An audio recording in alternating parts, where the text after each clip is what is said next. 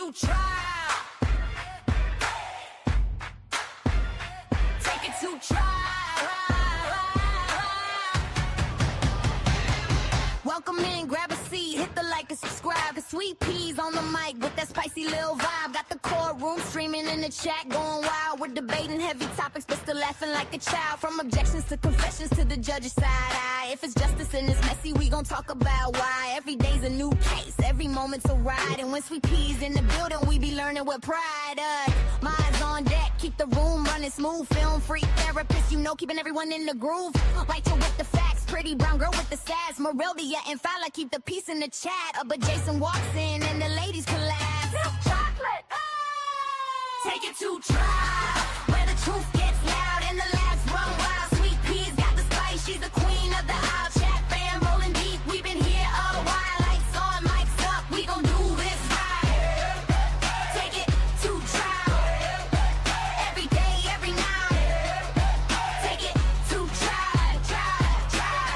Morning shows are sharp, afternoon is on fire. And we catch every moment that the court might inspire. From witnesses whispering, the lawyers trying to hard. You know Sweet Pea breaks it down like a legal tarot card. Chats cracking jokes, dropping theories on the fly. We're serious when it counts, but we still testify. Minds hold it down when the trolls try to play. If you write a line, court adjourned for the day. But when Jason logs in with that deep hello sound, the ladies in the chat, man, they all fall down. Take it, take it, take it, take it, take it, take it, take it, take it to trial, where the truth gets loud and the laughs run wild. Sweet Peas got the spice, she's the queen of the aisle. Chat fam rolling deep, we've been here a while. Lights on, mics up, we gon' do this right.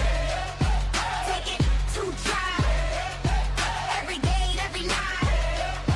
Take it to trial.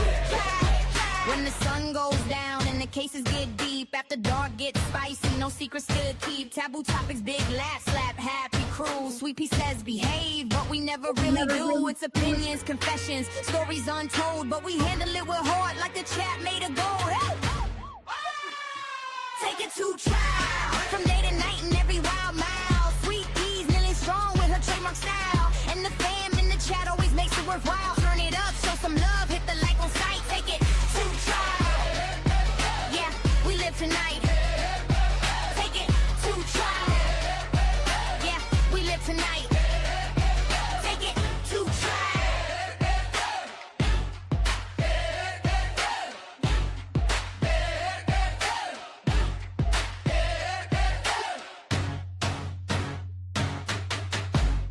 It's gonna come on again. Yeah, I think no, maybe not. What's up? Good morning, good morning, good morning, everybody. Yeah, I just did a spontaneous tent chronicles this morning. I don't know, trashy tent, bathroom chronicles. I didn't really have a rant this morning. I haven't. Typically, when I do my tent chronicles, I'm like, I done had a couple drinks or something. So yeah, it's too early for me to drink. Maybe if I was over there where Morel does that, maybe I could have had a drink by now. But nope. Let me get this together. Good morning, Jason. He was first in the room.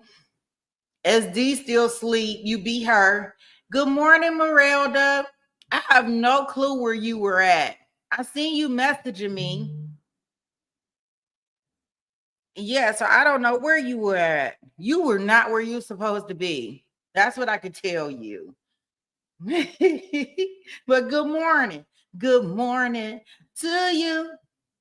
Good morning, OnlyFan. Good morning, therapist. Good morning, Dandy. Welcome, welcome, welcome back. Hey, Baka. Good morning.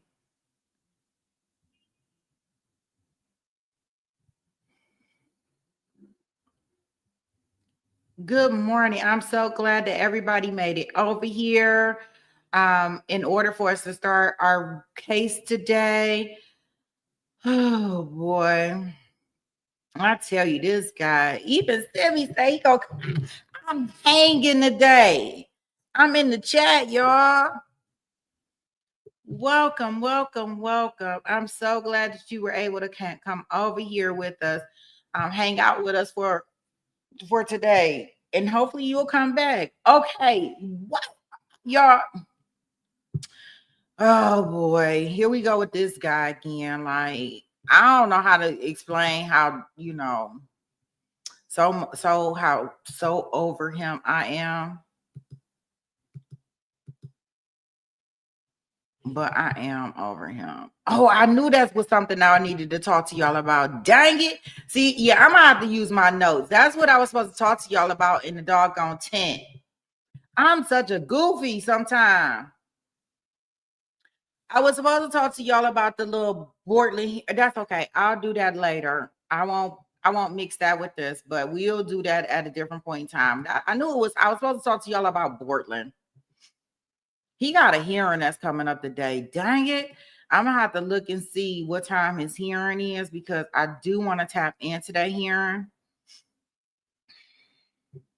And if y'all guys don't know, Bortland is the one that took the plea deal in the YMW Melly case. So I'm really sure that we I know we covered that here. Oh goodness. So that's what we are going to be doing if they show it. And the reason why they're having a hearing is because he is fighting. Okay. But I see you. Yeah, so if they show the hearing today, we definitely will look at that hearing. It's pretty important, I guess, for him because certain fact that when they did his plea deal, they didn't give him credit for all the days that he was supposed to have. So I had the court documents and things to go over with you guys. So basically he missing like 633 days. And he's saying, hey, that wasn't part of his deal. So they have a hearing that's supposed to be scheduled for today. So we will see if they show it live, then I'll definitely show it to you guys. If not, then I will update everybody in regards to it. Because remember, he is the same person, just real quickly. Because I know they're not really doing much right now. Of course, from the last thing I seen from the tweets, they had the judge was off the bench in Walshe case or whatever. So let me show y'all this just real quick because this is what I wanted to do. This is what I wanted to do for y'all. So for everybody that knew. So this is the actual documentation. So I pulled it up. It's not too many times that we actually get to see a sentencing like this kind.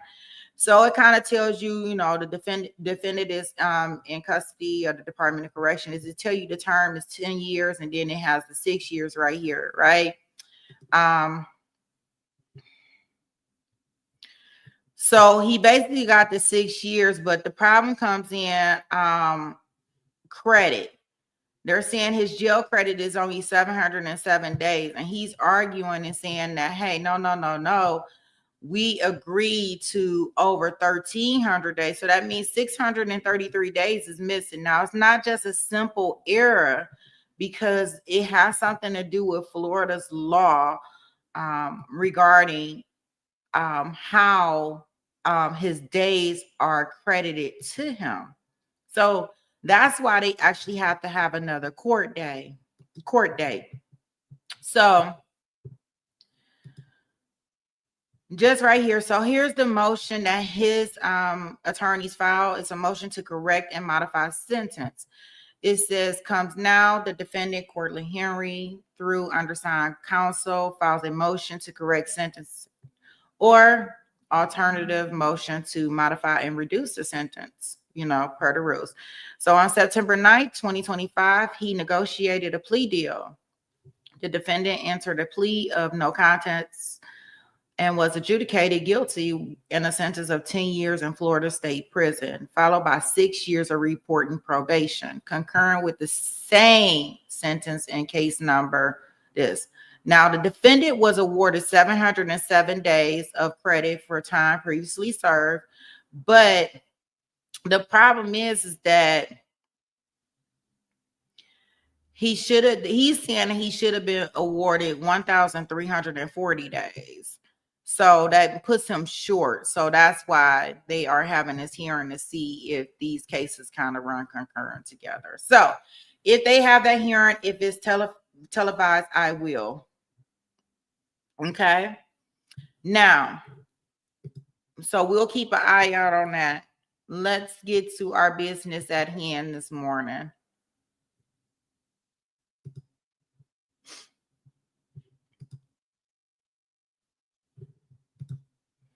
So I can tell y'all now, I'm looking at a fan. Whatever they did in court this morning, it was not long so far. So we will see what they talked about in court. I have no clue, but let's see.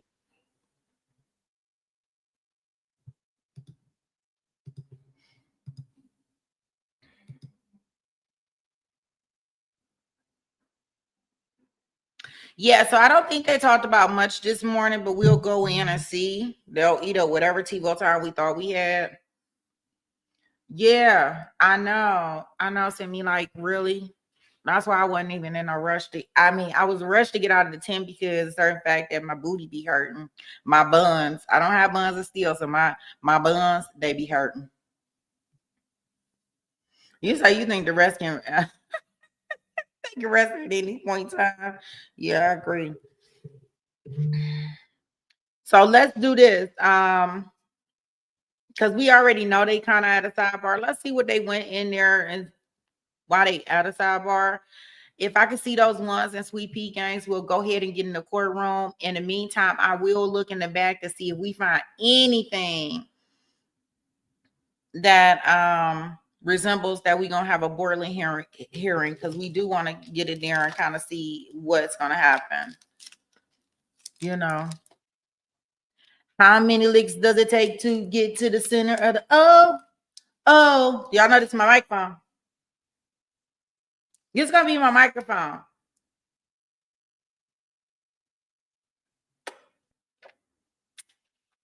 I don't know. I don't know, but I can tell you my buns be hurting.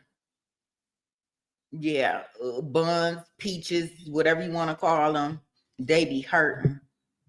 I'm like, shoot. Every time when I get out of there, even though it's fun, it's okay to get down there, but getting out of there, I'm like, I'm getting too old for this. Like I might have to put the tent in my bed, like throw the tent up in my bed, and then get in the tent so I can have a whole bunch of bed around me. What's up, Franklin? How many licks does it take to get to the center of the all right, okay. Let me get us in the courtroom so we can see what this nonsense is about this morning. I know I'm starting off bad already. You needed to see me. We needed to see you sidebar. Okay. Well, dang. They said we need to see you at sidebar. She said good morning. They said we need to see you at sidebar. Something happened. What had happened here? Let me see what happened.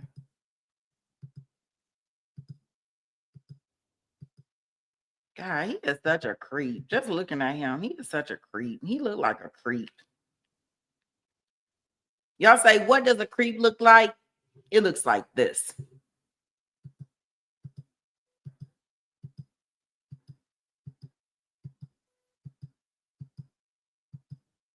Oh my goodness. Y'all see this?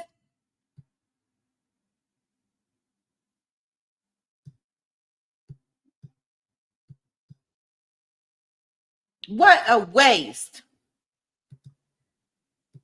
What a mess. Y'all see this?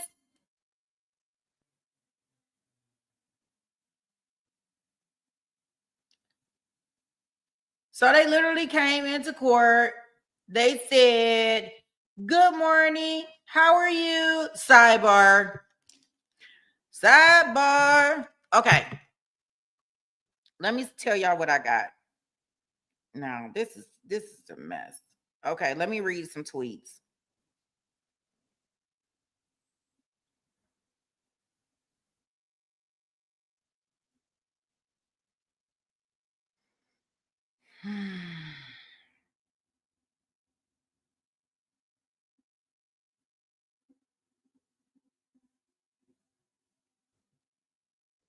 Wait a minute, guys.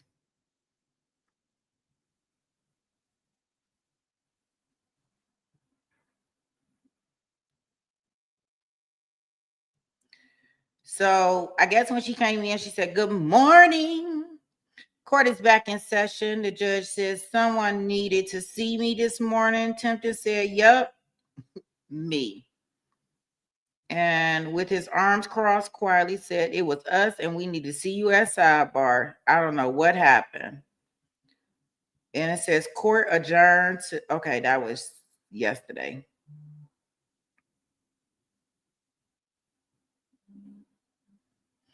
It appears that the judge has left the bench after or during the sidebar and with or without the attorney. So we're back to the ceiling fan. Yep. Per Bob Ward, who is inside the courtroom, the judge has left the courtroom. Something is brewing. They say something is brewing. Since the pool camera is still up between the fans, which we can see here, y'all boy, Creeper, he's in his sweater. He said, I'll repost Bob Ward's tweets. Judge is back, but they are still at sidebar. Again, the sidebar was requested by the defense. What y'all think the sidebar about? Judge is off the bench again, but the sidebar is over. Pool camera is still out on the ceiling fan, y'all.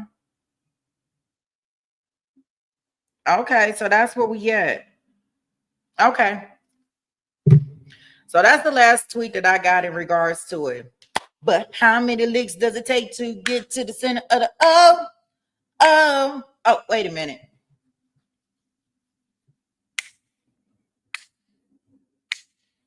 They don't have this type of entertainment either, OnlyFans. That's what I want to let you know, because we got entertainment over here in between these sessions. You know, we can get our day popping off. Maybe if I play SD song, she'll come in.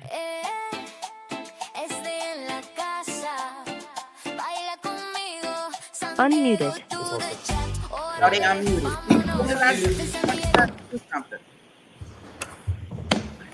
All right, I'll see you back up here. Back up there.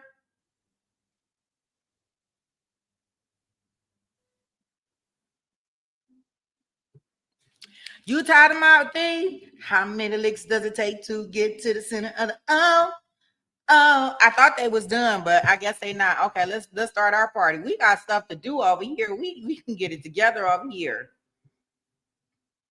Go to the courtroom stream. SD walks in like she owns the scene. Pelo multicolor shining in the sun. She cracks one joke, chat laughing as one. She throws preguntas bien chidas, sharp like a blade. Cross-exam queen, nunca tiene afraid. And that dance so spicy. Cali mistakes close, she brings the fuego, everybody knows. Cuando Jason llega, ay care, she flirts poquito. He just says hi, sweet relax. Aquí vamos otra vez. SD drops the fuego and the chat says yes. She's fuego, fuego, lighting up the show. Tex-Mex in the chat, everybody knows. Con su risa, su vibra y su pelo tan cool. She turns the live stream to a cumbia at the pool. Fuego, fuego, SD's the queen. Spanglish magic en la chat screen. When she pops on camera, we all say que show. Latina sparkle with that California glow. Los mos la quieren, they hype her name. She adds flair y sabor to the game. Que onda, gente?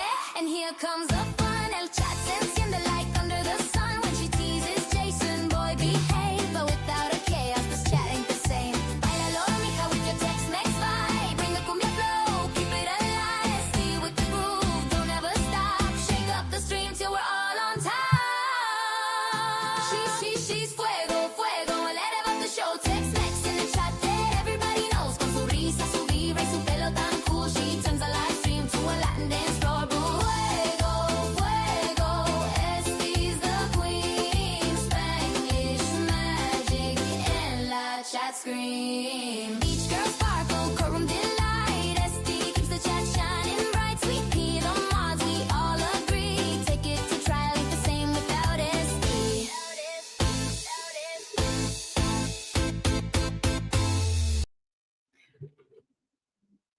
Yeah, well, I don't know what the heck they got going on. I don't know. Y'all, Dandy said he looked like he worried. He should have been worried when he was thinking about cutting her up, baby. That's when he should have been worried, when he was thinking about doing the dissection. I don't know what he I don't know, and I don't know what they doing all of this for. Like, she back, they not back. The last tweet that I got is saying that they back but not back. So there you go.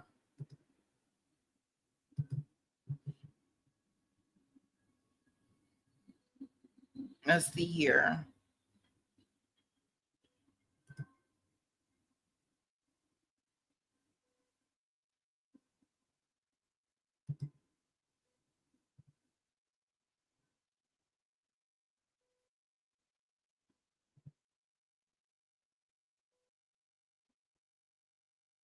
I'm trying to see if I can see any. That's the last update that I got. I mean that I have. I'm sorry. That sounded real rough.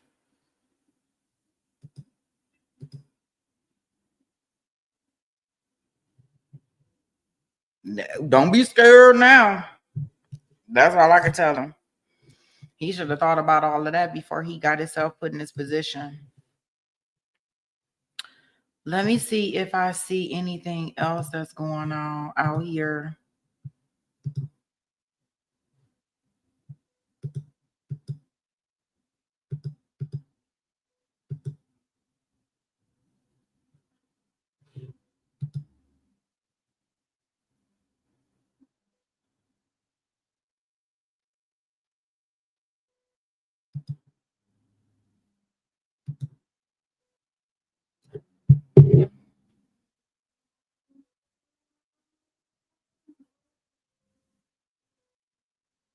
Give me a second. Let me see.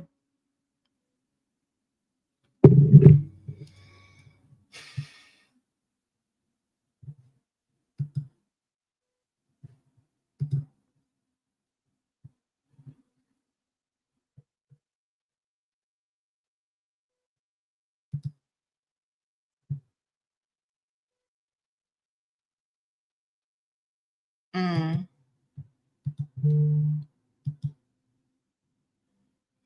Oh my gosh, so the judge just left again, y'all, and they had another sidebar.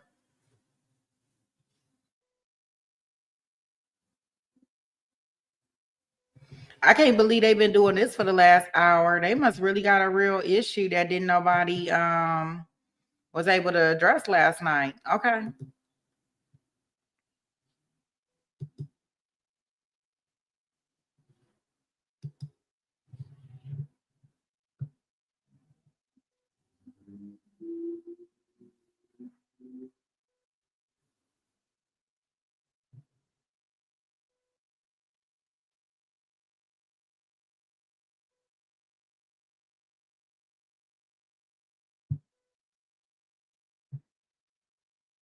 Mm.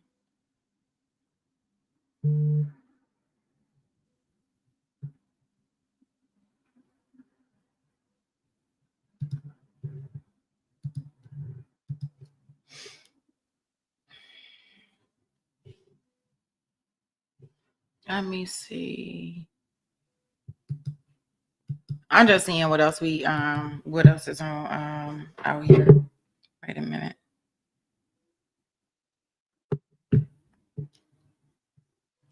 Well, we got the slaughtered in-laws. He is being sentenced this morning.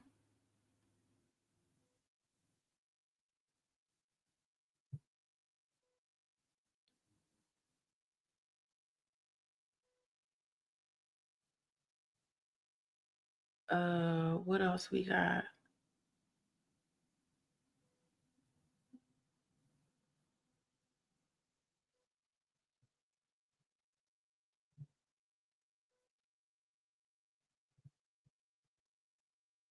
What else? I'm looking to see.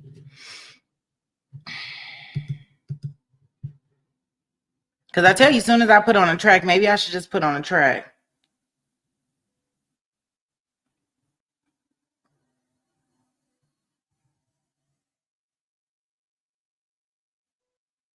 Yeah, you got that right to be on the fly on the wall in that courtroom. I don't know what's happening. All I'm going is by what I'm getting through a Twitter feed from Elizabeth. Wait a minute.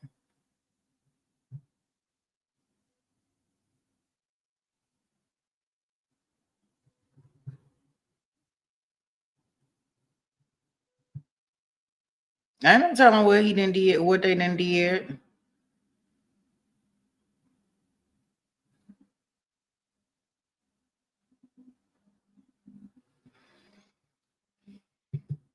Yeah, and I guess he getting sentenced, but like I'm looking at the slaughter person stuff, but I mean, like him getting sentenced ain't nothing.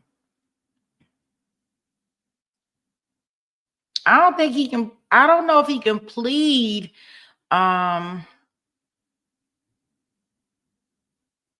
don't think he can plead when after the jury process has started. Not that I'm aware of, but here I see them coming back. Let's see.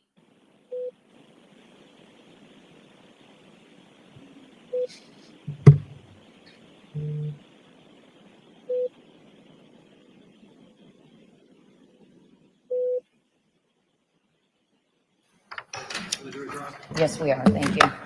Can I get a new one?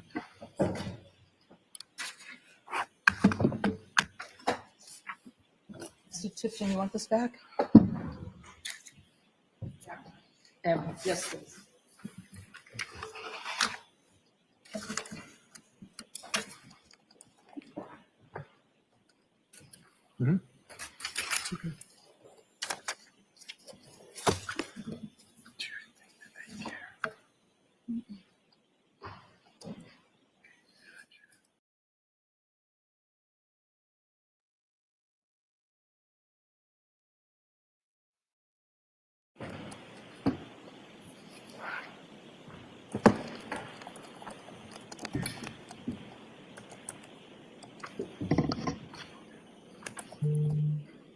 That's good.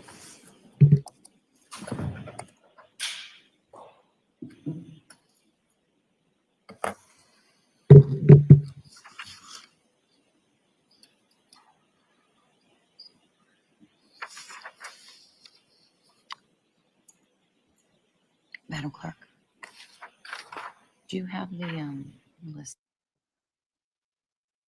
Jurors entering.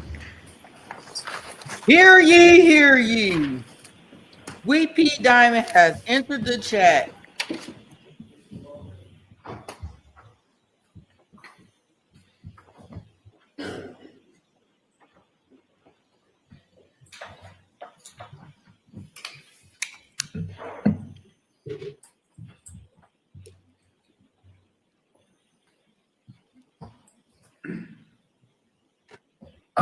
Hear ye, hear ye, hear ye. All persons having interview for the Honorable Justice Diane Fernand, Justice of the Norfolk Superior Court, draw near, give your attention, you shall be heard. Representative Commonwealth of Massachusetts in this honorable court. Please be seated. Please turn off your cell phone. All they need to do is bow. Good morning, jurors. Welcome back. Happy Tuesday. We will start today, as we do every day, with the questions. Were you able to comply, jurors, with my order that you not speak to anyone about this case?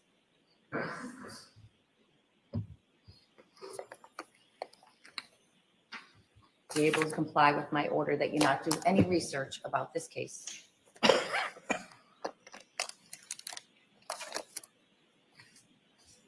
Be able to comply with my order that you not access any social media or go on and take in any news media? Yes.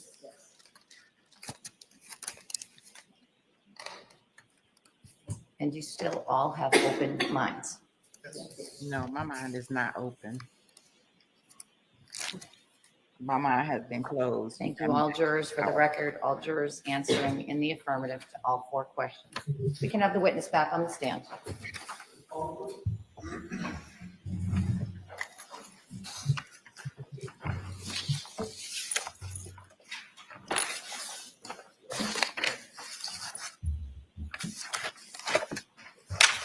I don't know, therapist. That's a hard question. What would your answer? Sir, you understand you're still under oath? Yes. You may proceed, Attorney Tipton. Thank you very much, Your Honor. These eyebrows will not quit. Good morning, sir. Good morning. I'm going to return to the home in a minute, but I want to ask you some very specific questions about some of the specific evidence that you testified to yesterday. Yesterday, you were asked about Exhibit 248 that you described as white powder residue on the portion of the rug that was labeled 16-7. Do you recall that testimony? Yes.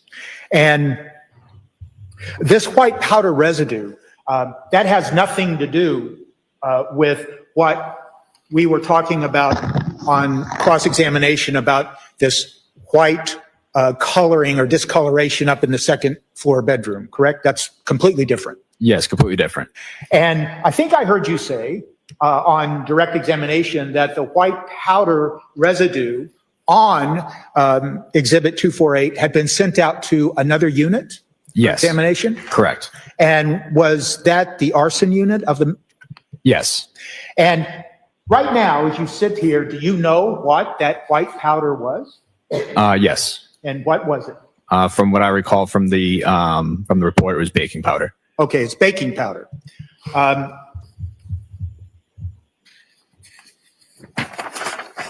And Mr. Sheehan, you've seen photographs of the rug that was found in Peavy in the dumpster area, and you've seen photographs where there are additional clumps of what appears to be baking soda or some other substance, correct? Correct. And if you know, on those other portions of the rug where you see those clumps, is it your assessment that that's also baking powder? I don't know. It was not tested. You would agree, wouldn't you, with me, Mr. Sheehan, that throughout the home that was searched in Cohasset, that not only was there certain items seized that may have been opened, for instance, bottles or containers found in the basement, but there was also items that appeared to be never opened or ever used, correct? In regards to what bottles? What bottles are you talking about? Well, I'm actually talking about some of the cleaning items that were located in the basement, the mops, brooms, buckets, pails, some of those having the label of Lowe's. They didn't appear to have been used for any reason. Correct. And so, if you recall, you testified yesterday about a cabinet that was up above the refrigerator in the kitchen, and you said that in that cabinet there was a knife and also a bottle of hydrogen peroxide, correct? Correct. And was that hydrogen peroxide that was found in that cabinet up in the kitchen above the refrigerator, had that been opened? Not that I recall. Okay. So it's fair to say, without going down an exhaustive list, that there were numerous items found in Cohasset that had apparently never been used for any purpose. They were still, in, for lack of a better phrase, brand new, unused condition. From what I recall, but I didn't specifically look at each and every item. Okay. It's fair to say, isn't it, that in an investigation like this, you're looking for red-brown stains because you told us on direct examination that you were looking for blood, correct? Yes. And it's fair to say that in no report that you wrote did you ever use the phrase blood spatter or anything similar to blood splatter, correct? Correct. And so it's fair to say that you did not determine that what you saw anywhere in the house was indicative of blood spatter evidence, correct? That is correct. And if you can, sir, can you tell the jury briefly, or in your own words, what you consider to be, as a forensic specialist, blood spatter evidence? Blood spatter in general is blood in flight. And it results from somebody, perhaps, stabbing someone with a knife, and in the movement of the knife, blood evidence flies off the knife and spatters onto a surface, correct? Yes. And then when you see blood spatter, then you would analyze it and you would look for directionality and things like that to determine the directionality of the blood flowing from an instrument, correct? I wouldn't be doing that. It would be a assigned blood stain analyst. It would be done in the lab, however, just not by me. All right, and I apologize. I really wasn't implying that you would do it, but in describing what blood spatter is, you would agree that that's what some analysts that may examine biological evidence found at the scene, that they would analyze it in that way. They would look for directionality and things like that. Yes. And there was nothing in this home that you're aware of that could be described as blood spatter evidence. That is correct. You were also asked questions yesterday on direct examination about luminol toward the very end of the direct examination, correct? Yes. And you gave a brief definition for the jurors of what luminol is, correct? Correct. You saw no evidence of any container that had contained anything like luminol in the Cohasset home, did you? Correct. And in fact, you have no evidence that luminol was ever used in the home in Cohasset by anyone, correct? Correct. I want to ask you something a little bit about this testing, the instrument that you used for testing. Yesterday, you referred to swab K in Exhibit 216, photograph 1066. If I could have, if you don't mind, Exhibit 216, Ms. Gilman.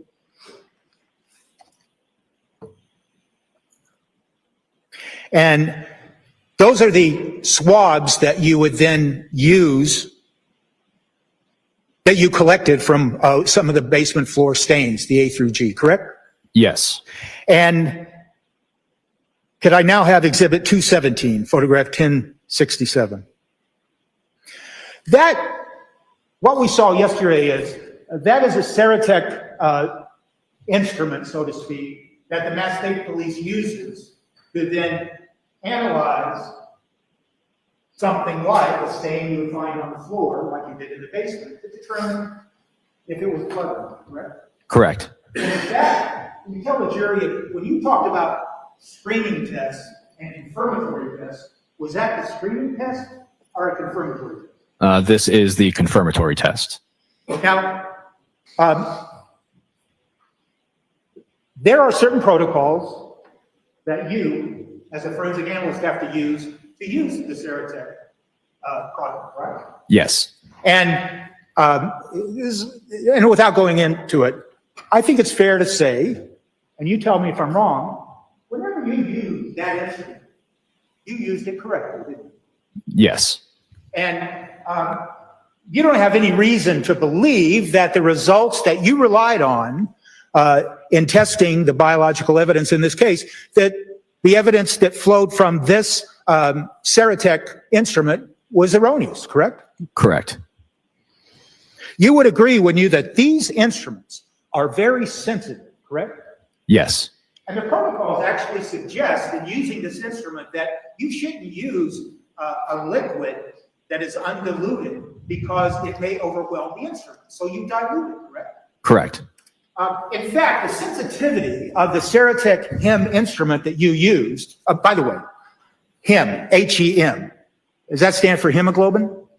It is I believe so. I'm not sure if it stands for hemoglobin or not. Okay. Well, let me ask you this. That is the substance of the blood that this testing instrument is testing for, correct? Yes. And it's sensitive to the point that it can determine the presence of hemoglobin at the quantity of 20 nanograms per milliliter.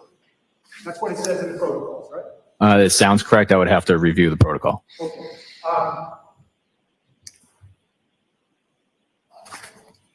And just as I'm going to look for that, I'll just ask you this. 20 nanograms per milliliter. I'm correct, aren't I, that a nanogram is 1/billionth of a gram? Yes. So 20 nanograms is simply 20 billionths of a gram, correct? Correct. That is, and I'm not a scientist like you, but that's a pretty small amount of substance, isn't it? Yes.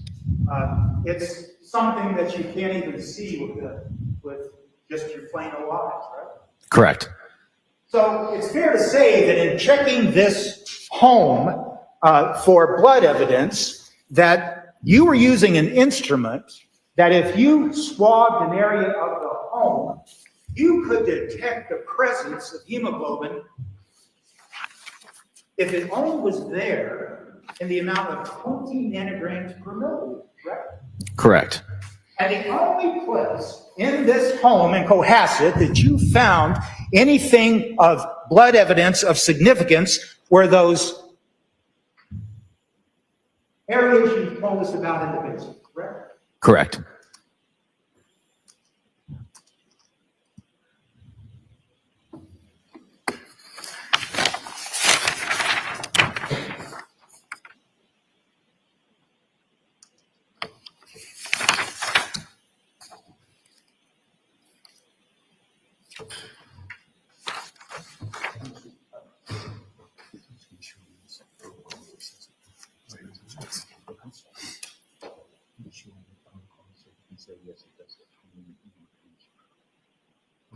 May I approach you? You may. You mentioned the protocols and that it sounded right when I said 20 nanograms per milliliter. I'm just going to show you page 2 of the protocols. Just ask you to read it to yourself. And after having done that, if you could just look up and tell me you read it.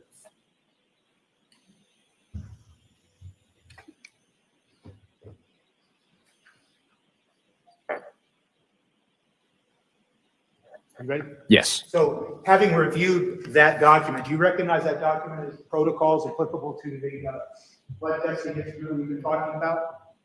That is the protocol that comes with the Sarachek card itself. We also have internal lab protocols that we follow for the specific testing. You will agree that the protocol that I just showed you, though, does specifically state that the sensitivity of this instrument is at 20 nanograms per milliliter, correct? Yes. So,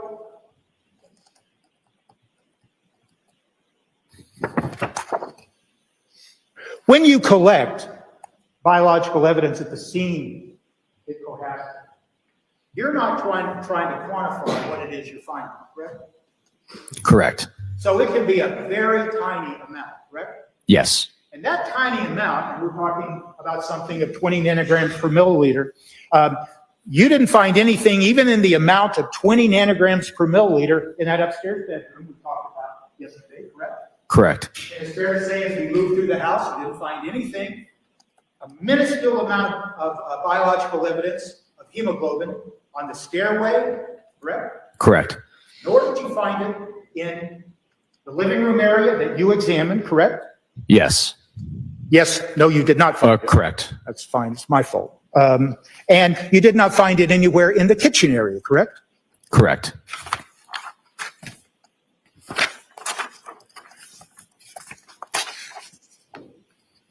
So somebody can try to clean a floor, and somebody can try to clean a bathroom area. But if they leave something as small as 20 nanograms per milliliter of biological evidence, this instrument that you rely on could detect it, correct? Theoretically, yes.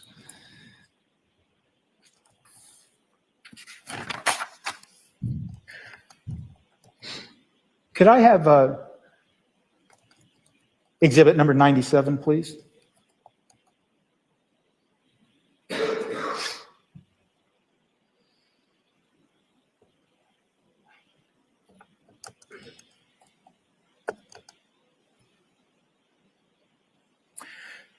You see the rug in exhibit 97? Yes. Is it your opinion that that rug is the rug that you testified to yesterday? It looks similar, but I can't confirm if it is or not. And do you recognize the room that that rug is in with the fireplace? Yes, this looks like the first floor living room. Okay, and that's the room that you examined, correct? I did not do a full examination. It was one of those areas that I did a brief visual exam as I was walking through to the second floor and first floor. All right, if you can take down exhibit 97. Thank you, Ms. Gilbert. In any event, when you went into that living room and whether you made a cursory inspection, and no one told you you could only spend a little bit of time in the living room, that's fair to say, right? Correct. You could spend as long as you needed to find whatever it was you were looking for, and that was blood, right? Yes. And you could have torn up the floor in the living room like they did up in the second floor room if you had any reason to believe that there was blood or biological evidence in that living room, correct? Correct. And you could look for what we just talked about, blood spatter evidence on the fireplace that you see in exhibit 97. You could do all those things. But what happened was when you went through the living room, You saw nothing that gave you pause to look at that room for biological evidence other than walking through it, looking, and then moving on to another area, correct? Correct. And that rug that is seen in Exhibit 97,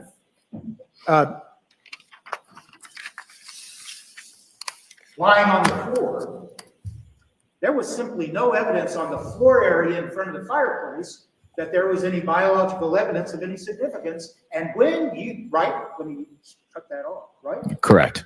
And when you were examining that area, and was that on January 9th or January 8th? January 8th. So when you were examining that area on January 8th, that rug wasn't there, was it? Correct. So that entire floor was in plain view, wasn't it? Yes. And it'd be pretty easy, wouldn't it, for you or any one of your colleagues to examine that particular area of the floor to see if there was any biological evidence on the floor where that was happening, right?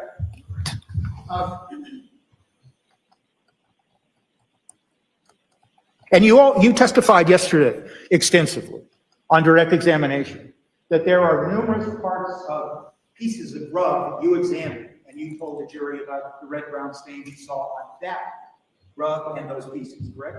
Yes. Did you ever, as one of the forensic scientists involved in this case, did you ever piece together the fragments of the rug that you testified to yesterday?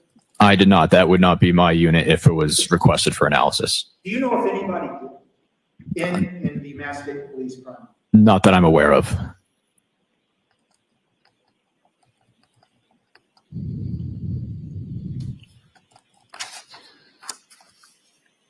I want to turn your attention now briefly to the knife that you testified to yesterday that was found in the cabinet above the refrigerator, okay? And if we can have Exhibit 201, please, Ms. Gilman. Once again, that's the cabinet, correct? Yes. And inside that cabinet, you found a knife, correct? Correct. And inside that cabinet, we see various items, including boxes, what appears to be bottles of hydrogen peroxide. Yes. And we also see can you tell the jury what they see in the right side of Exhibit 201, another container with a red label and white lid on it? That is hydrogen peroxide wipes. Okay. And were those wipes also in apparent brand new condition? They hadn't been opened? Don't recall. Okay. Could we have Exhibit 202, Ms. Gilman? And if I may, do you know, Mr. Sheehan, if then when someone was taking this photograph, if that is the exact condition of how the knife was found? Yes, it is. And that was after someone removed, and I say someone like one of your colleagues, they removed that bottle of hydrogen peroxide and those wipes. Yes. You told us yesterday that there was a screening test conducted on that knife, correct? Yes. But there was no confirmatory test, correct? Correct. It's fair to say then that you, as you sit here today, you can't tell us whether whatever you characterized as screening test results as possible blood, you don't know if it's blood or not, do you? That is correct. And since you didn't do a confirmatory test, you certainly can't tell us that it was blood, correct? Correct. And you told us that on item number 1-8, which is the knife, Exhibit 215, that you otherwise didn't see any visible stains, correct? Correct. So is it fair to say, if I understand your testimony from yesterday, that on this knife that was found above the refrigerator, you neither saw any visible stains, red blood stains, and you don't know what it was on the preliminary screening test, whether it was blood or not, correct? Correct. It was only a screening test positive. And if you know, Mr. Sheehan, that sample that you collected from that knife was never subjected to any further testing. Correct. So there is no evidence whatsoever that that knife had any biological substance on it like blood at all, right?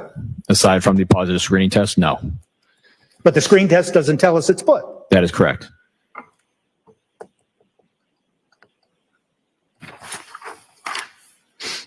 If I could have Ms. Gilman exhibit 208. Yesterday, you see that photograph, Mr. Sheehan? Yes.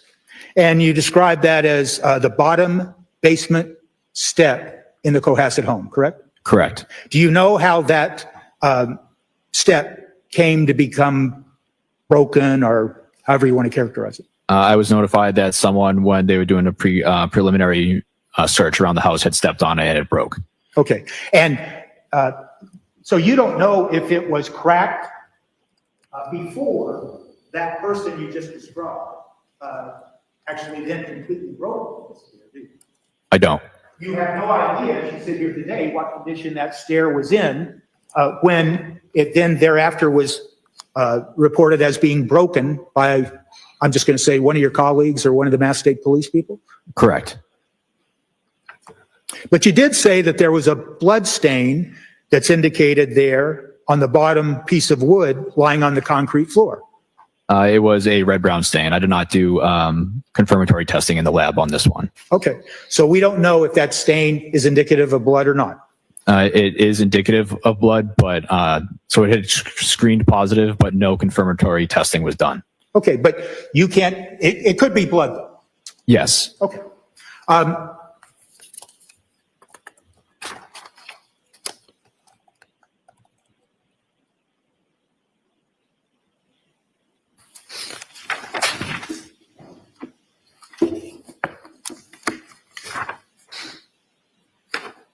Can you tell us, Mr. Sheehan, that who specifically from the Mass State Police Crime Lab, other criminalists, were there examining the home on January 8th and January 9th?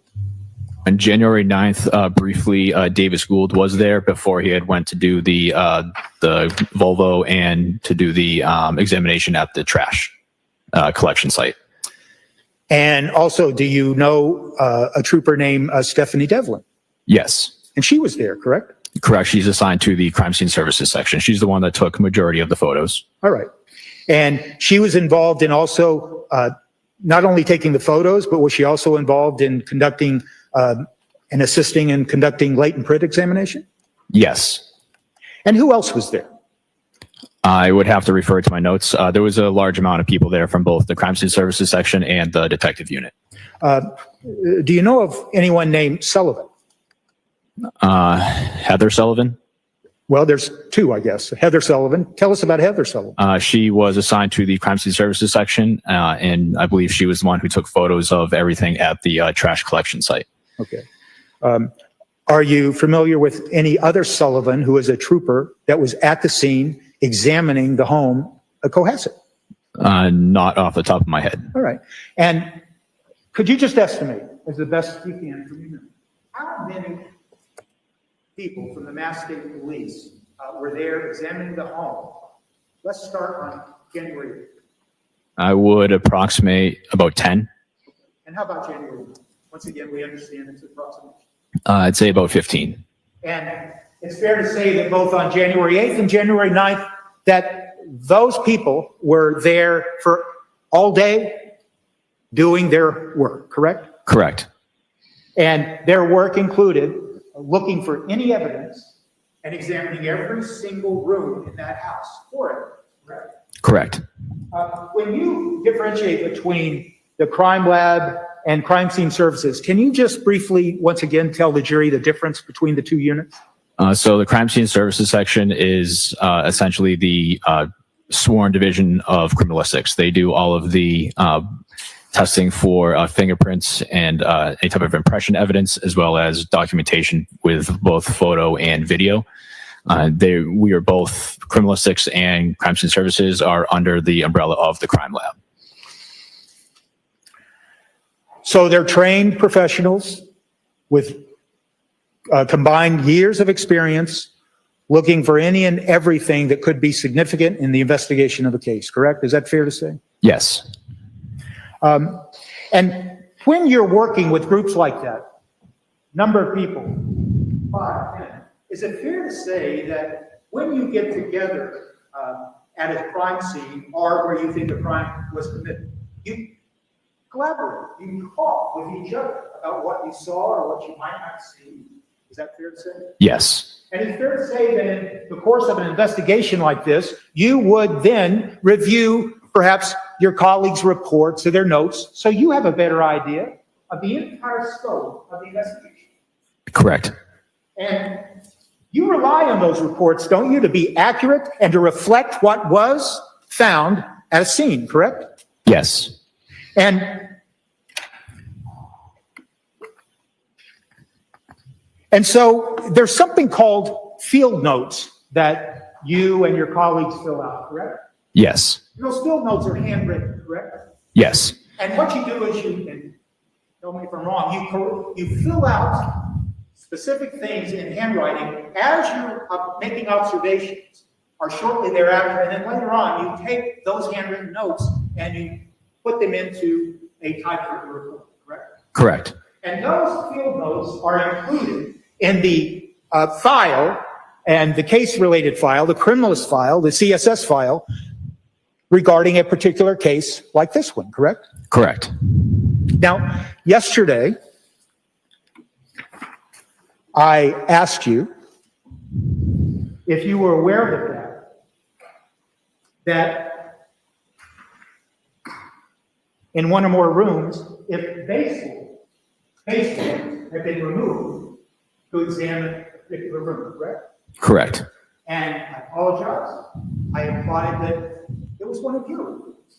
You said, I don't remember that. I believe so. But it's fair to say that, based on your review of your colleagues' notes of examining this Cohasset home, in fact, the notes, field notes, and the reports do indicate, at least in some instances, that baseboards of certain rooms were removed as you and your colleagues were searching for any evidence of biological. Objection. I'll see you at the side of the bench.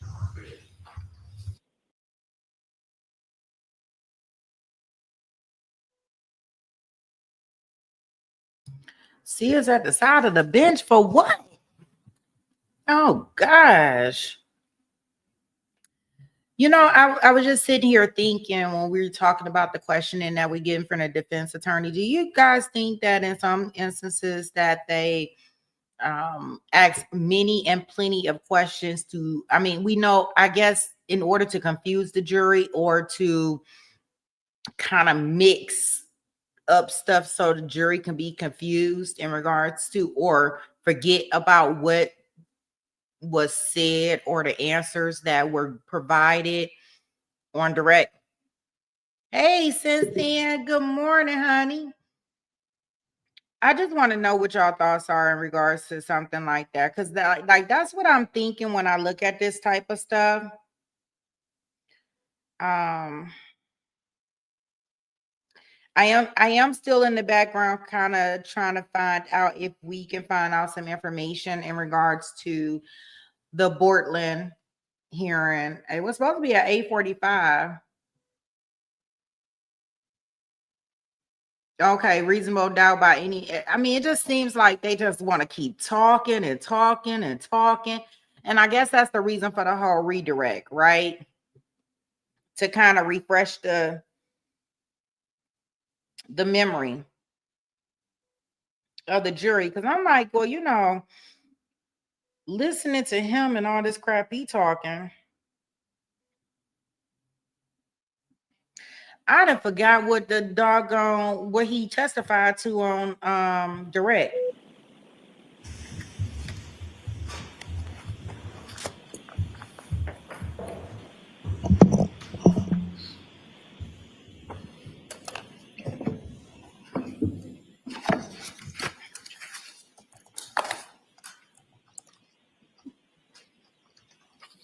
Man, I could not be a court reporter with that thing on my mouth all day. I don't know. It just looks not good to me.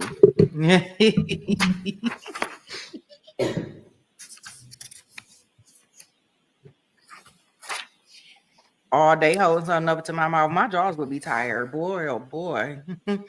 I could not. Shout out to the court reporter.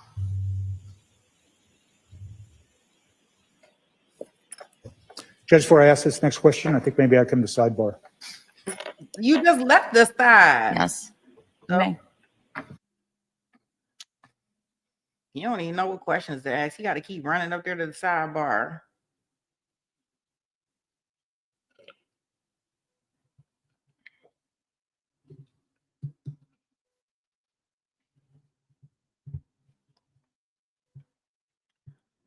How about you not?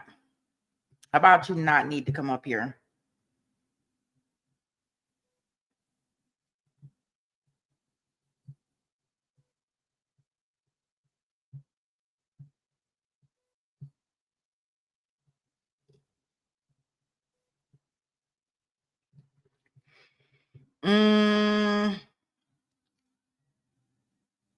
I guess therapist. I mean, I know it's to rebut anything that they have and to clarify things that can go into their favor, but it just seems like it's a lot of small nitpicking to make it confusing. Like, why would it be so different than what he testified on direct, unless it's something just blatant? And it just seemed like they just be asking many questions. What color was the spot? Red. What was it? Brownish red, dark red? What color red? What portion did you test? Did you test the portion that was dark red, light red, bluish red? Like, come on now. Get over it. The spot was tested. It came back positive or it came back negative. Don't be asking all these extra questions. I don't know. It seemed a little tedious to me. Yeah, simply red. Like, we got to know what kind of red it was. Like, really? Did you go up in the attic? Did you go up in that hole? Was that hole there? They keep bringing up this hole that don't got nothing to do with nothing. Did nobody go up in the hole? So unless y'all about to tell me she a flower up in the attic, I want to stop hearing about this damn hole. That's just me dragging this stuff out. And it's just really like, unless you making like real good points on defense when you doing this type of cross-examination, like, I just really don't think it's work. It's just muddy in the waters, and I guess that's what they're supposed to do.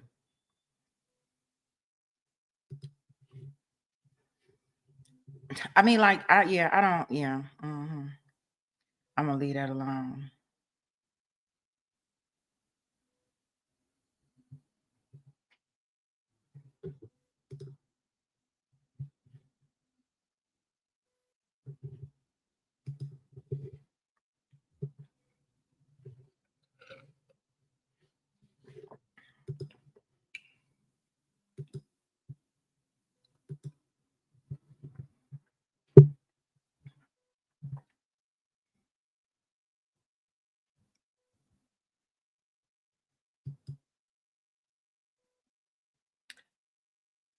You have questions? Well, that's what I'm saying. I mean, they're not leading to anything in regards to this hole in the wall. There's a hole in the wall up in the ceiling that nobody did nothing with.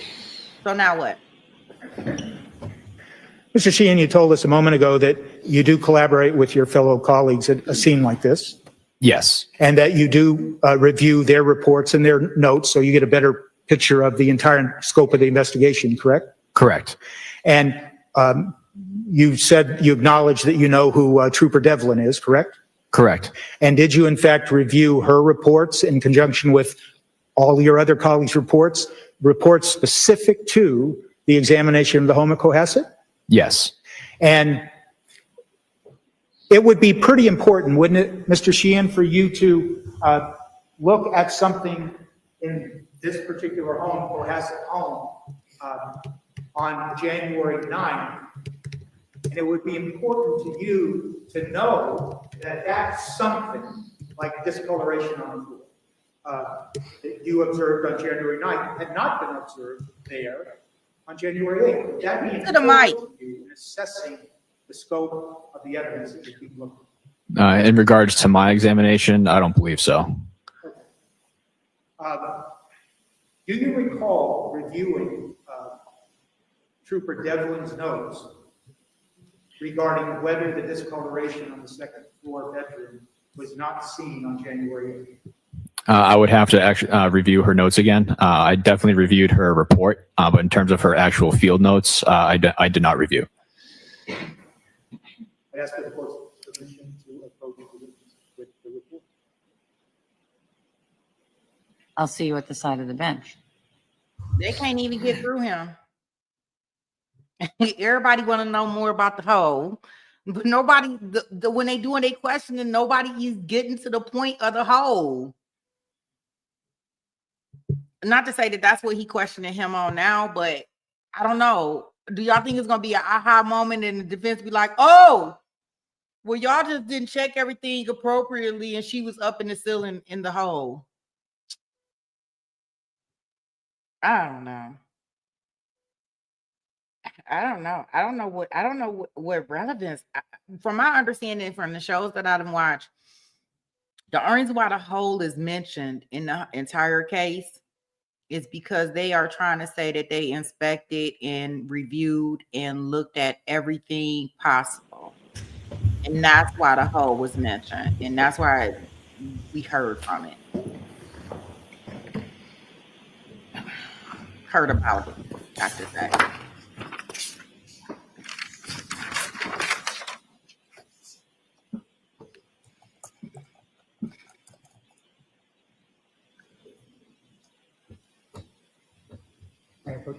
You may.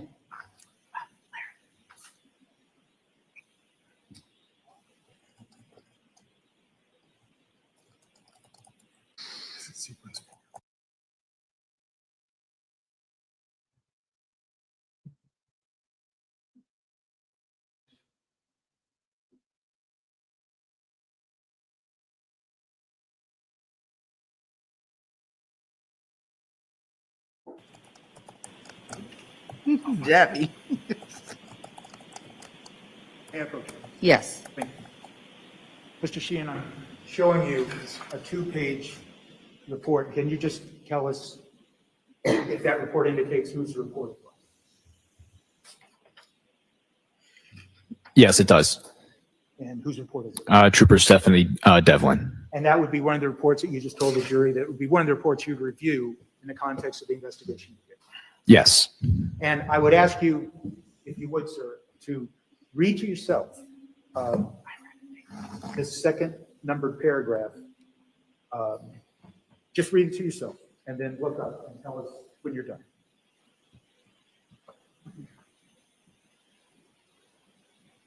So can y'all answer a question for me?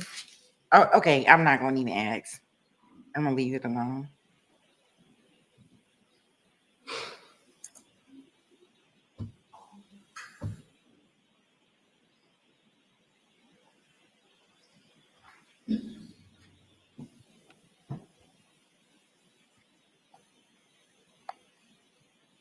Okay. Does Trooper Devlin's report indicate that the discoloration that was observed on January 9th was not observed on January 8th up in the second bedroom? As to that form sustained, Does the content of that second paragraph of Trooper Devlin's report refresh your recollection about whether the discoloration in the second floor bedroom upstairs was not seen on January 8th, but was seen on January 9th? In terms of her report, I did not visualize the bedroom on the first day, so I can't say for certain if it was there or not. I would have to go by her report. So her report does not refresh your recollection? Correct.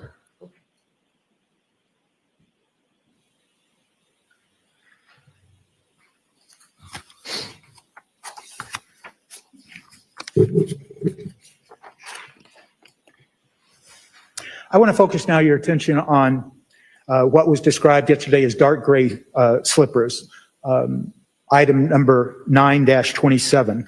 If I could have Ms. Gilman exhibit 230.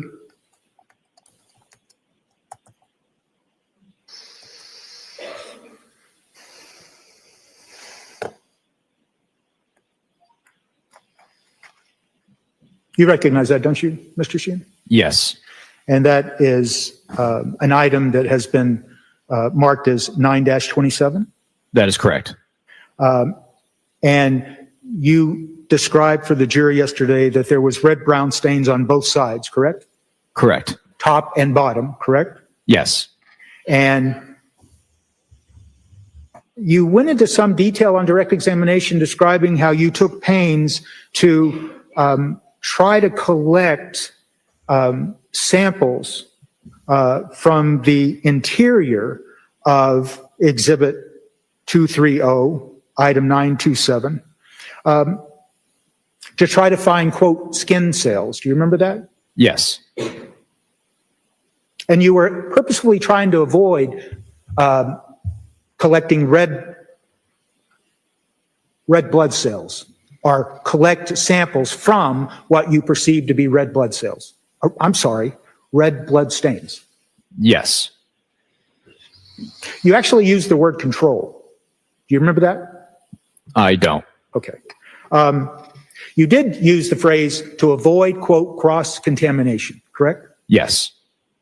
What did you mean by cross-contamination? During a sample collection, if there are visible red-brown stains in an area, I would try to avoid that when collecting for potential recovery of skin cells. Knowing that these red-brown stains could be potentially blood, I wanted to avoid combining a skin cell collection with a blood collection. And what was the purpose then of trying to collect, quote, skin cells, epithelial cells? The skin cells themselves would help identify a person who would have been using the item or wearing them, how they would normally be worn.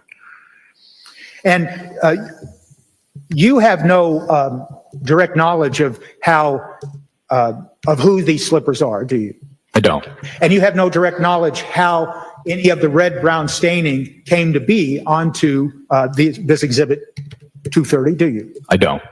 And do you, in fact, know, Mr. Sheehan, exactly where these dark gray slippers were found? I don't recall which trash bag, but they were recovered from the trash collection site. And so do you know what specific bag these slippers were found in? No, I don't. And I'll just ask this. We understand. You then can't tell the jury what other items were found in the same bag that these slippers were found in, correct? Correct. I would have to review the case file. You are aware of the fact that a number of bags, black bags, were found at a dumpster site in Peabody, correct? Yes. Did you ever go to that dump site? I did not. And you are aware of the fact that there was a compactor. Aside from the dumpster, there was a compactor that was also searched that resulted in the bags being found, correct? Yes. And a compactor is different than just a dumpster bin. It's a compactor that pushes items and condenses them into a smaller physical size so it can collect more trash or garbage or debris, correct? Correct. So it's fair to say, isn't it, that when you're concerned for cross-contamination, and you were taking pains, as a forensic analyst would, to try to avoid cross-contamination, it's fair to say that when things are put into a bag and compressed by a compactor, they are pressed together with whatever else is in that same bag, correct? Objection. Overruled. Correct. And so when they are pressed together in a compactor, they are pushed together and they can't then be cross-contaminated, correct? Objection. You can answer it. Correct. And so when you look at these items as a forensic analyst, and you did so, when you see something like hair that may have been attached to an item like the slippers, you have no idea if that hair was on the slipper when it was put into the bag, or if it came to be on the slipper because of the compression that resulted from being compressed by a compactor. That is correct. So I guess the next question is this. When we look at these photographs of various pieces of evidence, like these gray slippers, the dark gray slippers, and other pieces of evidence that you look at, the photographs are not representative of how that item may have appeared before it was placed in the bag, correct? Correct. As to that form sustained. The photographs do not depict how an item, if I may, the photographs that have been placed into evidence of certain items may not depict the condition that a particular item was in prior to being deposited in the black bag. Correct.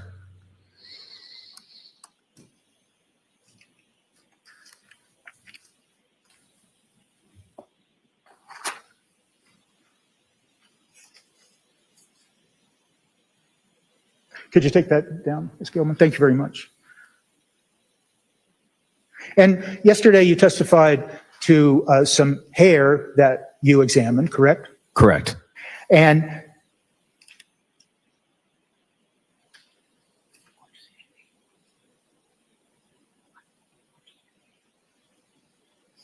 with regard to Exhibit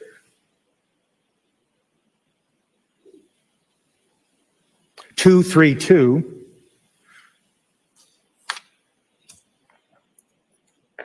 you examined 2 of the hair fibers that you found, correct? Yes, from item number, I believe it was 9-18. Sorry, 9-28. 9-28, Yeah. yes. And one of the 2 hairs that you examined, you determined was consistent with human hair, correct? Yes. And then the other hair you examined was consistent with animal hair, correct? Yes. And are you aware, Mr. Sheehan, that, I've been calling you Mr. Sheehan. You're not a trooper, are you? Correct. Okay, so I've been right. Yes. Okay, thank you. Are you aware of the fact that there was an animal that also resided at the Cohasset home Yes. during this period of time? Yes. And and are you aware of where this hair that you were examining, Exhibit 232, was found in the Cohasset home? From what I recall, it was found from the trash area. Okay. The trash area of Peabody? Yes, the trash collection site. Okay. And you also told the jurors yesterday about another exhibit of hair, Exhibit 250, correct? Which exhibit is that? That was a hair clump? The item number was 16-12. Okay, could we have Exhibit 250?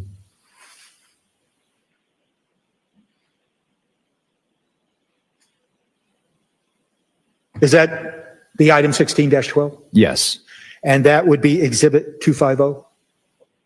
Yes.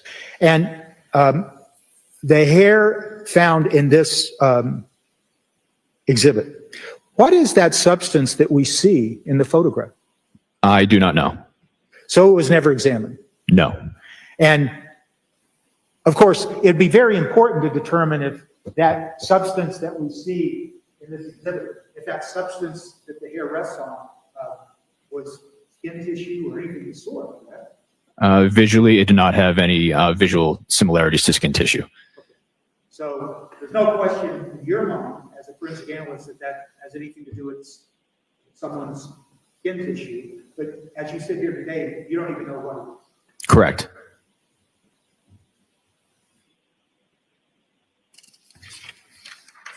And the fact that we saw an exhibit, and it's Exhibit 233. Could we have Exhibit 233, please?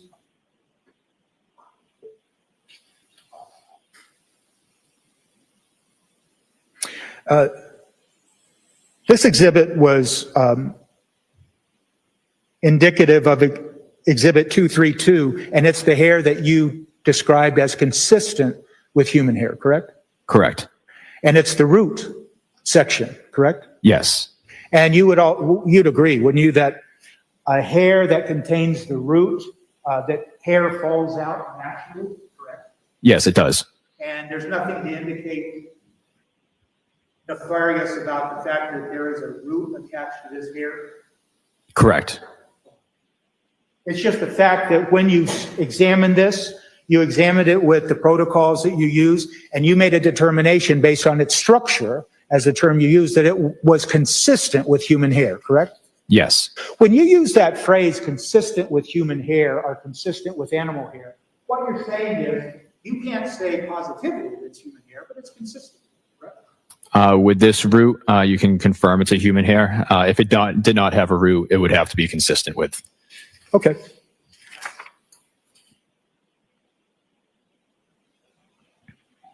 With regards now to these various items and tools that you testified to yesterday, and I'm talking about the hacksaw and the hammer and things like that, correct? Yes. All of what they told this jury, without repeating all of that is, it's fair to say that you're unaware of exactly where those tools were found, other than they were found in that compactor dumpster area that you, correct? Correct. And as you sit here today, you're not sure what particular bags those tools were found in, correct? Correct. And so, even though you detected the presence of red-brown stains and determined that some of those stains had hemoglobin in them, you can't tell the jury how that biological evidence came to be on each and every one of those tools. You just can tell us there was biological evidence in those tools, correct? That is correct. And once again, the biological evidence that you detected on those tools could have been on any one tool or more, could have been deposited as a result of transfer, correct? Or, as you called it, cross-contamination, correct? That is correct.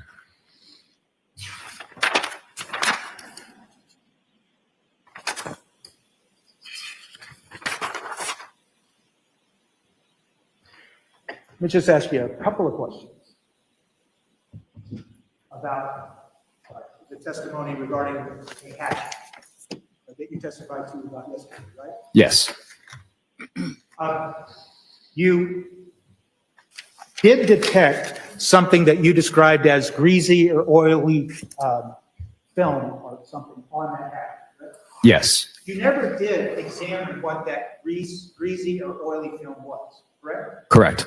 You never did any further testing of anything on the surface of that hatchet with regard to the greasy or oily residue that you saw to determine if, in fact, it was an oily residue that was deposited on a tool to prevent it from rusting or things like that, correct? The testing that I did was the screening test for blood, and it was in the same area as the hatchet head. But other than that, other than trying to determine if there was a presence of biological evidence, you did not specifically try to determine what the greasy, oily residue was. Is that fair to say? Yes. And you certainly didn't, well, I shouldn't put it that way. You didn't take any effort to try to go to a particular store, find the exact same tool, and see if that tool contained a greasy, oily residue, did you? I did not.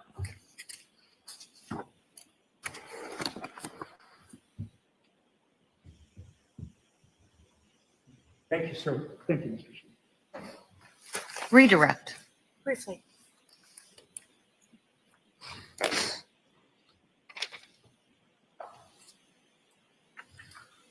Mr. Sheehan, do you test all areas of a potential scene? I do not. Did you test all areas of 516 Chief Justice Cushing Highway? No. Why not? I tried to identify the most forensically relevant areas and move from there. And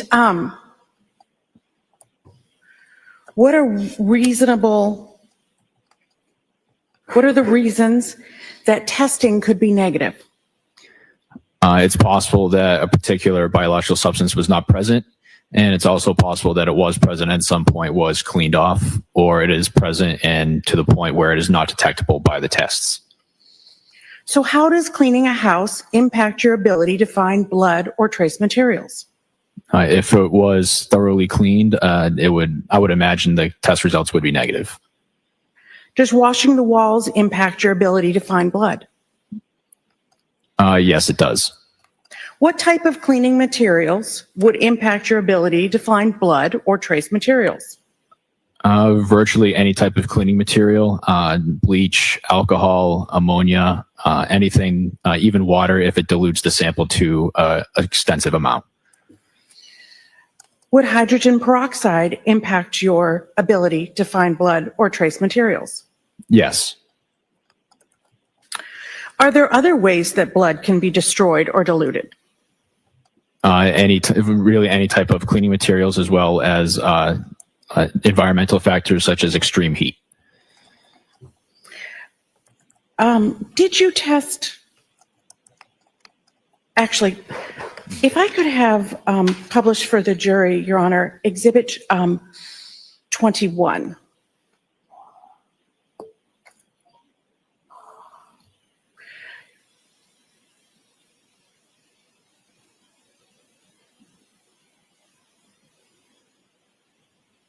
Well, that's not the right exhibit. One moment.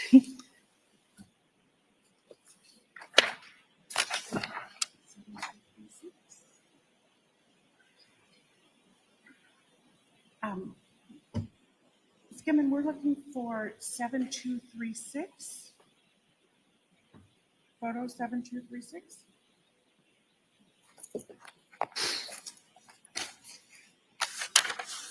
Thank you. Do you recognize that room? Yes, this is the living room. And this is the living room from when you were there during the search warrant, is that correct? Yes. And what do you recognize in front of the fireplace? There is some looks to be a repair work around the brick, as well as a carpet. So there was a carpet there when you were there over the hardwood floor on January 8th and 9th of 2023. Is that correct? Yes. And that is not the carpet that you tested in the lab. Is that correct? That is correct.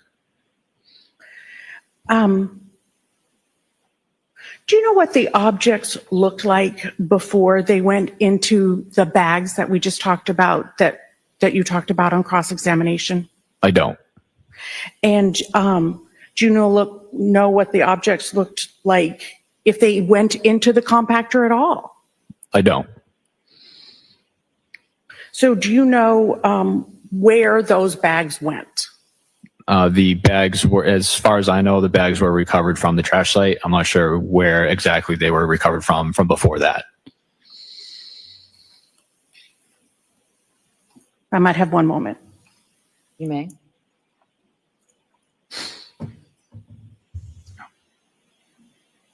Thank you very much, Your Honor. Any recross? Just a couple of questions. When you looked at Exhibit 21 just now, you said you could describe that fireplace as having what looked like repair work, right? Yes. Did you examine it? I did not. Would you agree that also what's depicted in Exhibit 21 could be foam that's taped around the fireplace to prevent a small child from hitting their head on the corner of brick? Would you agree with that? Yes. Thank you. The witness may step down.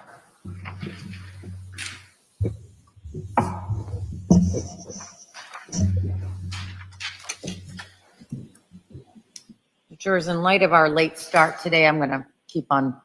Everybody good? Thumbs up. You may call your next witness. Commonwealth will call Bryce Raymond.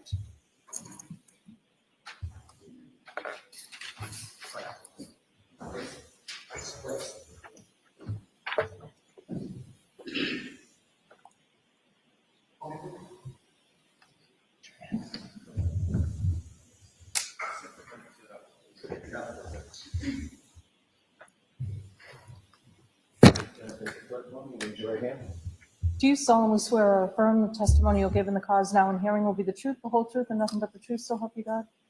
Thank you, sir. You can be seated. This way, sir. Just watch your step for me.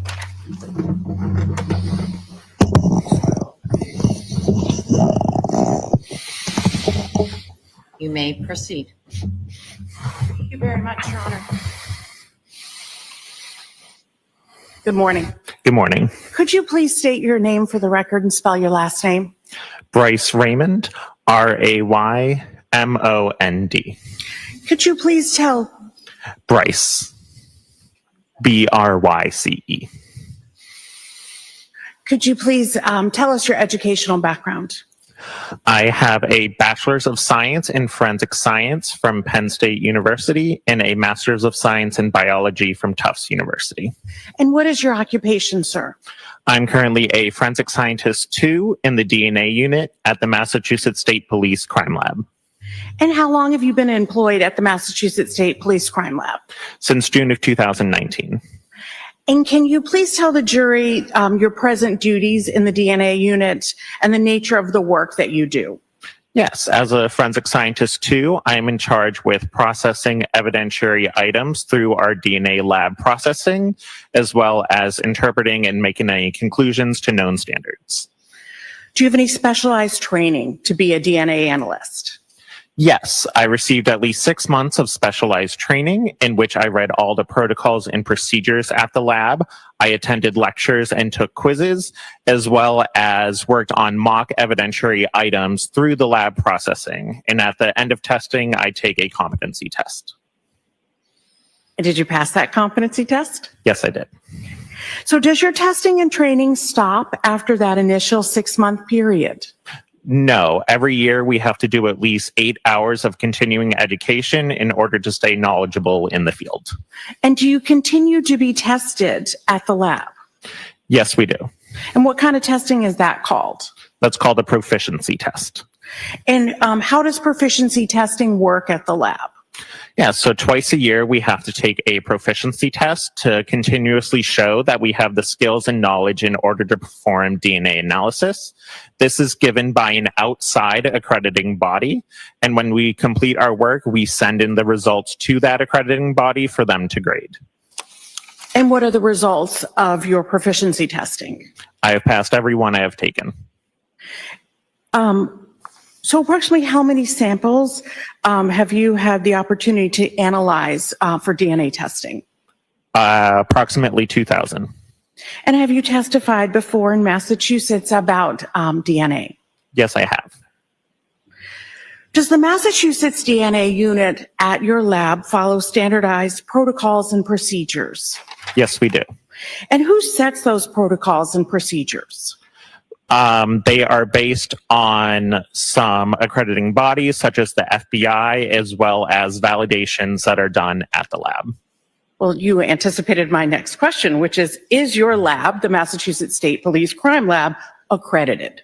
Yes, we are. We are accredited by ANAB, which is the ANSI National Accreditation Board, as well as the FBI Quality Assurance Standards for DNA laboratories. And what does accredited actually mean? That means we are following a specific set of standards to make sure that the scientific work that we are performing is accurate and reliable. And is that a national accreditation? Yes, it is. And does your work undergo any kind of review process? Yes, all work goes under 2 different types of review processes, a technical review and an administrative review. And is that review process required under the accreditation standard? Yes, it is. And so if you could just explain technical and administrative review, please. Yes, a technical review is one that is done by a qualified analyst that takes a look at your work to make sure that you followed all the proper protocols and procedures and made sure that any conclusions you made are scientifically sound. An administrative review looks over the file to make sure there's no spelling mistakes, no grammar mistakes, all the pages are numbered and initialed, and other administrative things such as that. And why is that all important? That's important to make sure that we provide the best quality work that we can. I now want to talk about DNA. What is DNA? DNA stands for deoxyribonucleic acid. It's the genetic blueprint of life and what makes you, you. You inherit your DNA from your parents, so you get half of your DNA from your mom and half of your DNA from your dad. And no 2 individuals have the same DNA profile except for identical twins. Is DNA the same in every cell of a person's body? Yes, so whether we test blood, saliva, hair, skin, we should expect the same DNA profile if they came from the same person. So what type of biological material can DNA be found in? So that can be blood, saliva, skin, hair, sweat, urine, anything biological. So can you explain generally the process that is used for forensic DNA analysis? Yes, at the lab, we have a 4-step process. The first step is extraction. This is when we break open the cells and collect the DNA. The second step is quantitation or quantification. This is when we can get an estimate of how much human DNA is present as well as how much male DNA is present. And that's so we can target an appropriate amount for the third step. And that third step is amplification. This is when we make millions and millions of copies of specific areas on the DNA and are fluorescently tagged. And then the fourth step is separation and detection, also known as capillary electrophoresis. This is when we put the DNA on an instrument that separates out the DNA by size and has a camera to detect those fluorescently tags. And that produces raw data. And what is the goal of that raw data? The goal of that raw data is to then be read by an interpreting analyst in order to interpret the DNA profile. And what is a DNA profile? A DNA profile, so the specific areas that we are copying during amplification is called STRs, or short tandem repeats. That is just areas on the DNA that repeat different lengths for a person. So one person could have 5 repeats, another person could have 6. And it's the combination of all those numbers is what makes up a DNA profile. So how many locations are you testing? We test 26 locations as well as a sex determining location. And what is batch testing? Batch testing is what we do at the lab and is a common practice in forensic science, in which if many items need to be processed for the same lab step, one analyst will process all those items at once on the same instrument. So why do you use batch testing? We do that for efficiency, as it is better for one analyst to process, say, 50 items at one time on one instrument than 50 analysts trying to process one item each on the same instrument, one after each other.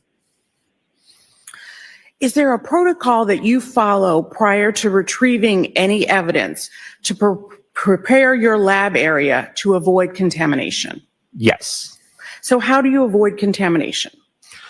To avoid contamination, I first put on protective personal equipment, and that can include a lab coat, a mask, a hairnet, and for me, a beard net. When I go to my lab bench, I also put on gloves, and I spray the lab bench with bleach, clean that off, and lay down lab bench paper before I proceed with any testing. So why do you use bleach? The bleach is to destroy any DNA that may be present on the lab bench. And why do you use bench paper? We use bench paper to prevent any contamination from items that I may be testing to be deposited onto the lab bench for the next person. And why are you wearing PPE? The PPE is also to prevent any DNA that I may touch to go over to another lab bench or any of my DNA to be deposited on the items.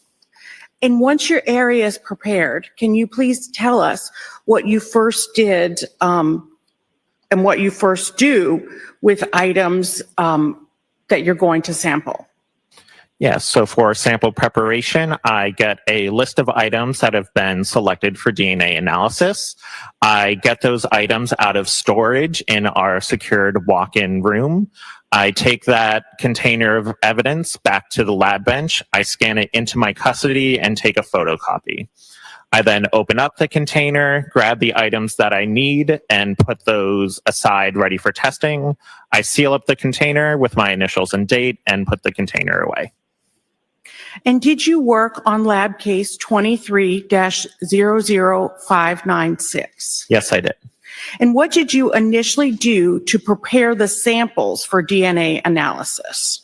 I did sample preparations on some items. Okay, so I'm going to ask you specifically about samples.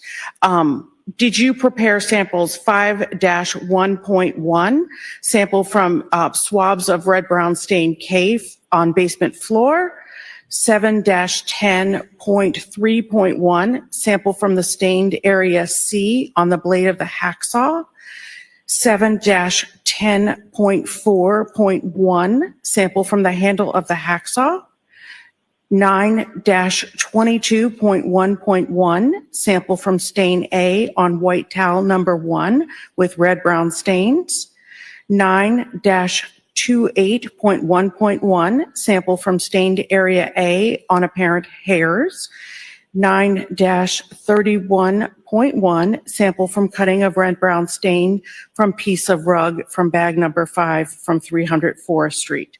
Did you prepare samples from those? Yes, I did.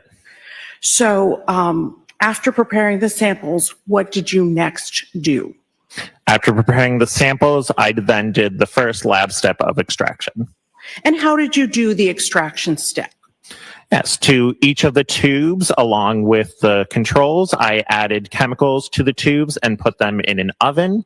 And that is done to break open the cells in order to free up the DNA.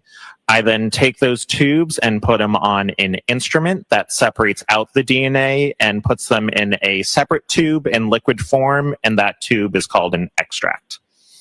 Did you use equipment? Yes, I did. What equipment did you use? I used an oven, and the instrument was an Easy One robot. And how did you use the equipment? For the oven, I just placed the samples in and took them out.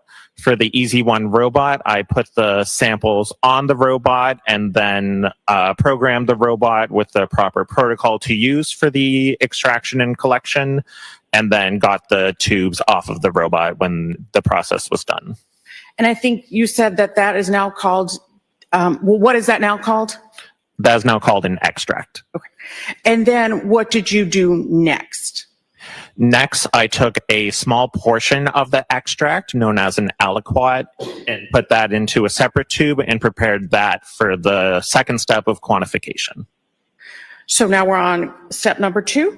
Yes. Okay. And what items did you do quantification for? The same items that were previously mentioned. And how did you perform the quantification step? Yes, so for each of the aliquots, I put a portion onto a 96 well plate along with other chemicals.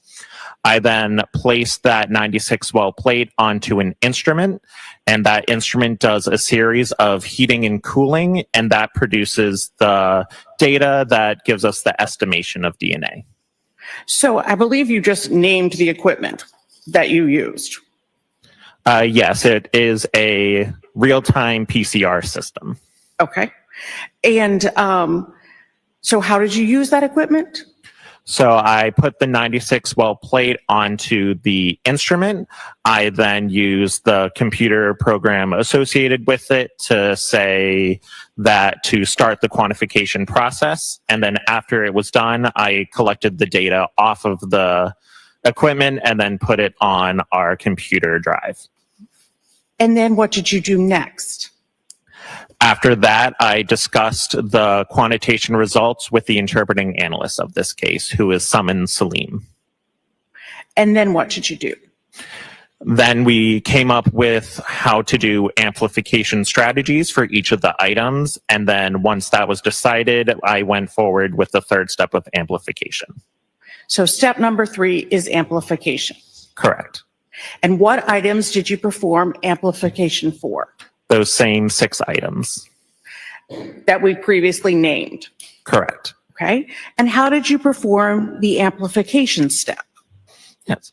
For each of those items, I got the extracts, and I either used all of the extract or a portion of the extract to target an appropriate amount of DNA for testing. Let me just stop you for a second. What's extract? Extract was the product from the first step of extraction. Okay. And now finish your answer. I'm sorry to interrupt you. Yes. I added chemicals and put them into an instrument known as a thermocycler. And that also does a series of heating and cooling, which makes the copies of the DNA that are fluorescently tagged.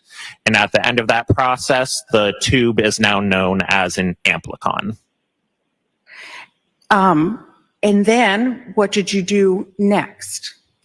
Next, after the amplicons were done, I then proceeded on to the fourth step of separation and detection.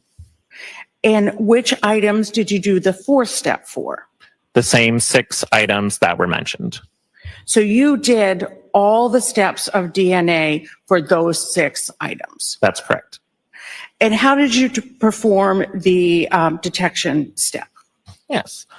Of the amplicons, I took a small portion of each amplicon and put it on a 96 well plate, added chemicals to the plate. I then put that plate onto an instrument known as a 3500 genetic analyzer. I then programmed the genetic analyzer to perform the separation and detection. And then the instrument separated out the DNA fragments by size and with the camera detected those fluorescent tags. And then what happens next? After that data is generated, I take the data off of the instrument and put it on our computer drive. And then what happens?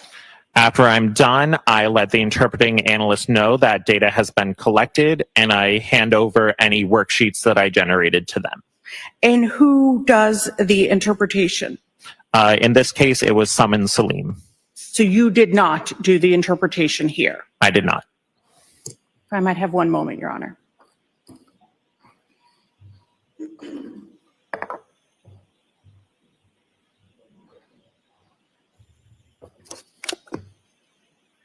Nothing further, Your Honor. Cross-examination. Just a few questions. Mr. Rader. Good morning. Good morning. And you've taken a lot of proficiency tests. You've passed them all, correct? Yes. You take pride in what you do, don't you? Yes. And you're running these machines, the analyzer and everything else, and you're running them consistent with the protocols that are required to be followed to run them accurately, correct? That's correct. And what you do is you depend on the fact that the samples that you get for testing are samples that will result in reliable results, correct? Correct. But what is your height at the lab? I am a forensic scientist too. Okay. And are there forensic scientists 3 and stuff like that? Forensic scientist 1? Yes. Okay, but you're a 2, correct? Correct. And with your knowledge and experience, you would be, it's fair to say, isn't it, that you have no idea where the samples that you subjected to DNA testing came from, correct? That's correct. And in fact, you have no idea how they were collected, wherever they were collected from, correct? That's correct. And in fact, you can tell the jury that at times when you conduct testing like you just described, the results will indicate that there are mixtures of different DNA in a particular sample, correct? That's correct. And whenever you get the results that result in a mixture, you can't determine, as a forensic scientist 2, for that matter, forensic scientist 3, you can't tell how those 2 different substances came into contact with each other, resulting in a mixture, correct? Our testing does not determine how DNA got onto an item. And hopefully it's a simple question. Your DNA results do not tell you anything about what happened at a, let's just call it a crime scene, what happened at a particular scene or where they were collected, correct? Correct. Thank you, Steve. Any redirect? No, Your Honor. The witness may step down. Thank you.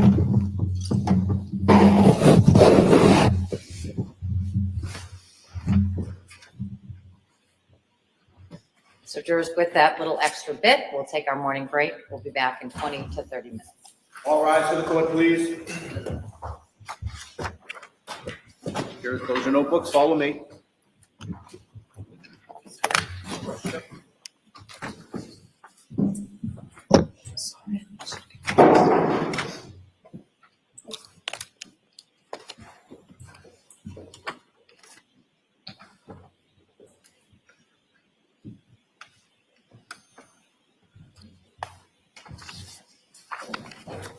They must have got my memo.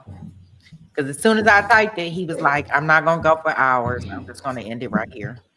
And good for him. No, nobody want to hear 2 hours worth of cross or 5 minutes worth of direct Does testimony. anyone need anything? Could I bring one housekeeping order to Your Honor? Yes. Defense had asked for potential voir dire of Mr. Mutlu, and he's going to be available here. So I thought before the jury comes back from the luncheon recess, we could do that brief voir dire, and I could call him as the next witness in order after that. From the lunch recess or from this recess? Well, I don't even know if he's physically here right now. All right. But I just want to make sure I heard you correctly. yes, but I thought the lunch recess, I thought that he was going to be here either by 11 or 1. I just want to make sure he's in the building. All right. Speaking of that, I'd like to talk to you about scheduling. Why don't I talk to you at the side of the bench? Yes, Your Honor. Why you can't talk about the scheduling in open court, ma'am?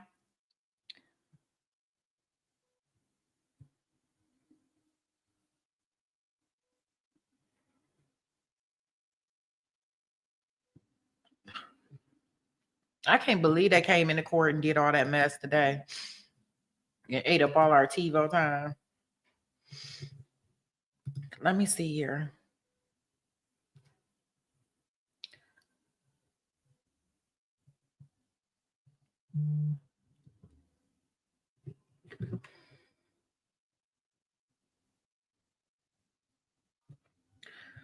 What we got going on? While they over there, I'm gonna see what other stuff out here that I can update you guys on. I wonder, did they start the new let me see this.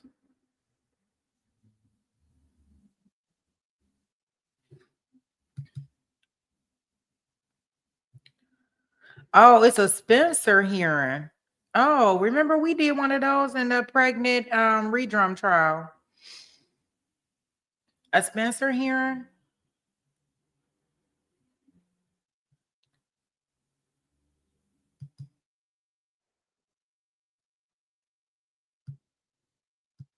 Wait a minute.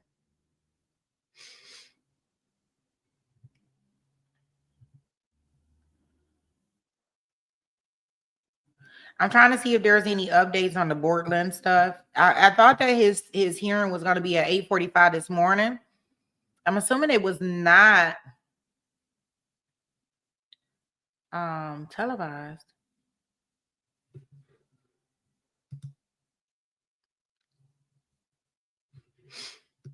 Let me see.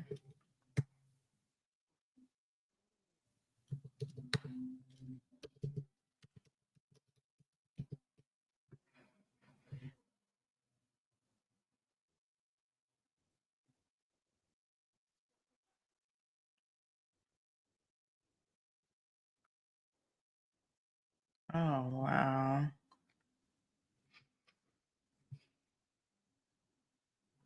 I'm just looking at this girl, this Corey Richards. I was trying to see if I could see her hearing from Friday.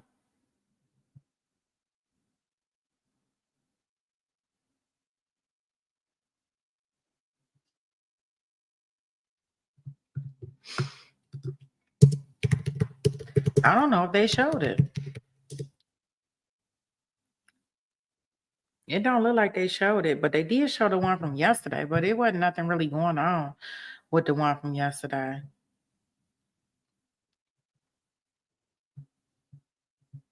Nothing that's worth watching. Gosh, she is a retard. Like some of these people are yeah, I see. They didn't put us at the ceiling. Okay. Cool. So far as I know, just so everybody knows, as I was speaking, I am trying to see if there's anything in the Bortland trial that's worth looking at. I don't see anything really there. I mean, this case is so like a I have to be honest, unless it's something that y'all really want to watch over. Is there some testimony from this case that y'all want to watch? I'm just gonna ask y'all because me personally, y'all know I usually typically figure out some testimony that I want to really watch, which will be a good suggestion for you guys. with Mr. Walsh, like his case is just so I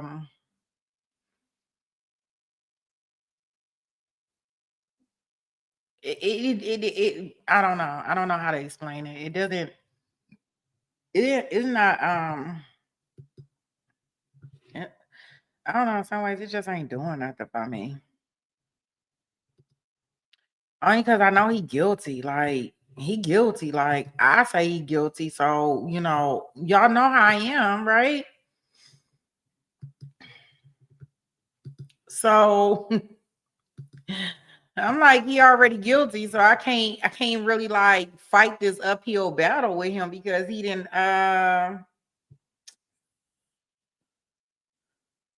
yeah, everybody is like no testimony that we need to rewatch. Like we just waiting for him to slam the hammer. Now I was trying to look for that one case that Christine was telling me about yesterday that's in the chat, the retrial case, but I don't see any news feed for that one. So I'm not sure if that's on a live feed with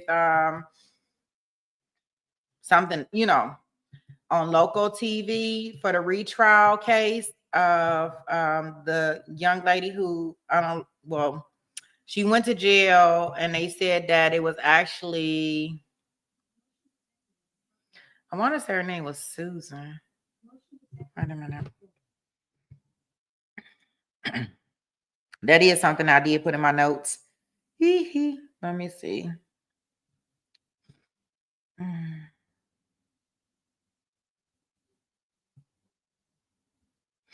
Okay, yeah, Susan. Her case is in Georgia also. I was trying to see if they had something with her up that we can tune into. But yeah, like he just so guilty that I just can't do nothing with it. Like I don't even need to go back and look at anything. So the only other thing that I could see that's on, if y'all want to tune into that, is the live Florida versus Shelby Neely. He is in the in-law massacre trial. Right now, I think it's a Spencer hearing. I don't know if it's really his sentencing.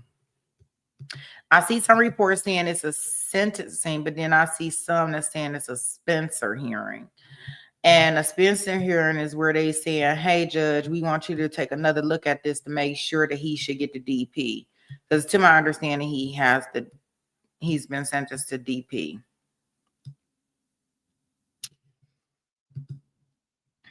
Let me see.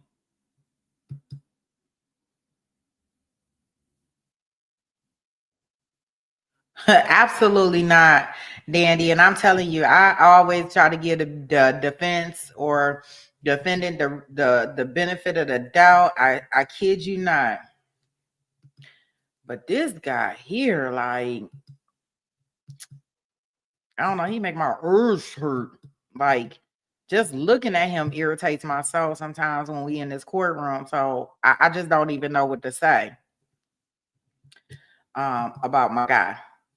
Like, I can't even come up with a reasonable defense. And y'all know I be off the limb with some of these defense cases. Like, I be out here on a limb out here with Peter Pan.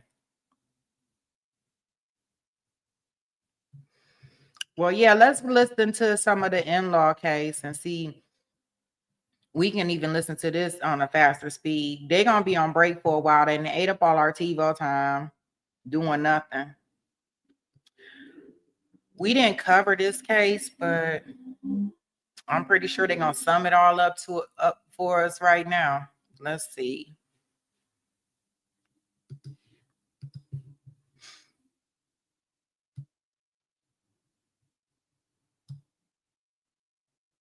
That's how I start off with MRIs.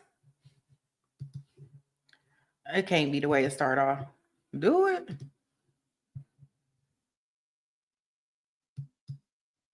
Go, or I guess the speaker volume.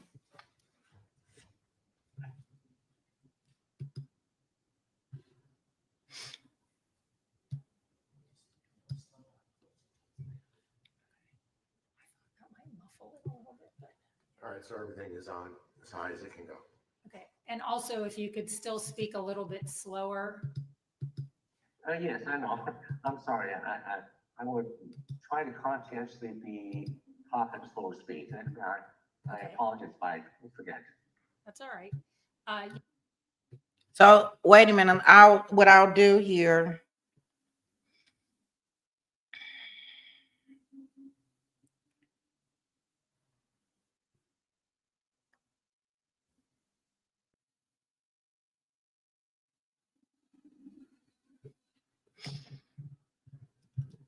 Let me see what they have in a description box.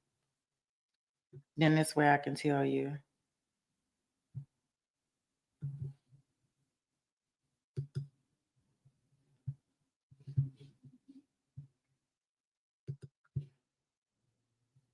You started to tell us an MRI was different in what way?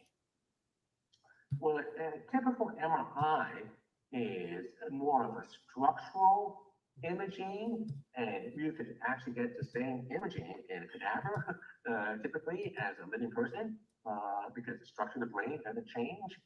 Whereas in a PET scan, if you try to get a PET scan in a cadaver, you get a blank screen because there's no sugar being metabolized.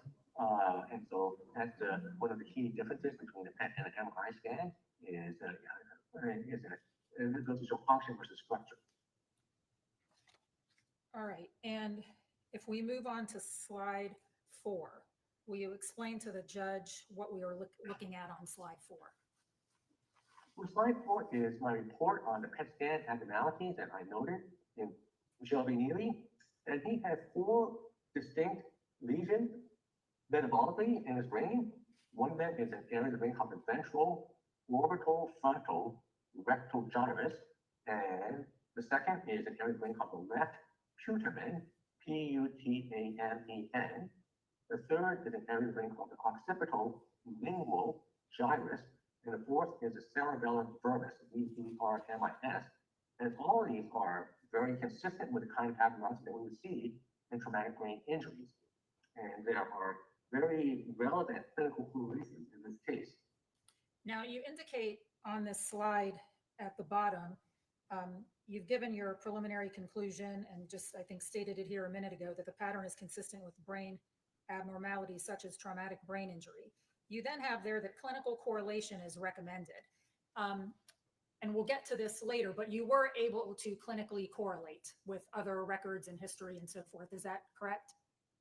And that's correct. I was able to correlate it with neuropsychological testing. I was able to correlate with history. I was able to correlate with behavior. I was able to correlate with the other imaging. All right. And if we move on to slide 5, could you describe what we see in slide 5 and what it means? So slide 5 shows the area of the brain where we see black pixels. This is the result of an automated statistical algorithm which detects which voxels or pixels in the brain are statistically abnormal, and it will indicate that by these black pixels. And the table underneath represents the metabolic values that are measured in this region in Mr. Neely, and then it compares his metabolic value in this region, the Brodmann area 11, also known as the rectal gyrus or the corpofrontal lobe, with the typical values. All right, hang on. Stop for just a minute. The court reporter is having trouble understanding you, probably because some of this is very medical language. So,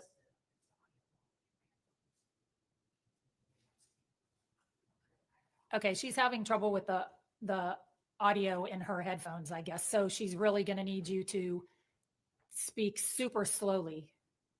Okay. Shall I repeat what I said at a super slow speed? Yes, please. Okay. So what we're seeing here is a slice of the brain, which is near the bottom of the brain. And we're seeing that there are black regions which have been designated by a statistical computerized algorithm.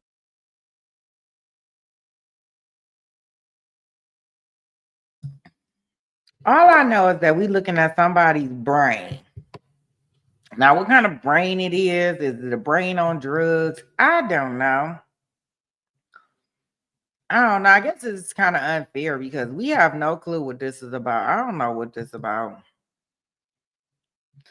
All I know is he done redrummed all his in-laws, all everybody. It's like 4 people that he redrummed.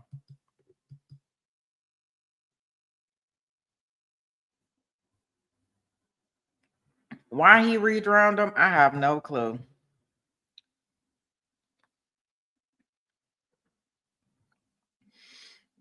Yes, a Spencer hearing. So it's kind of like we're okay. So they have sentenced him to DP.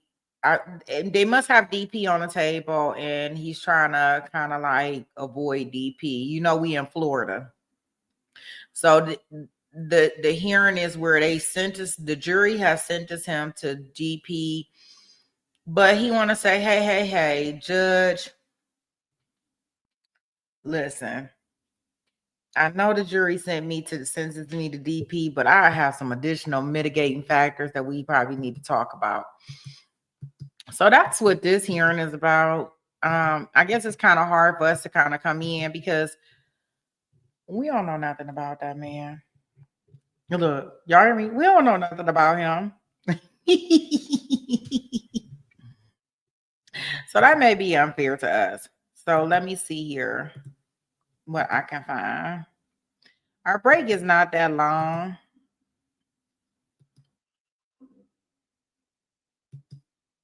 Let me see what else is on here.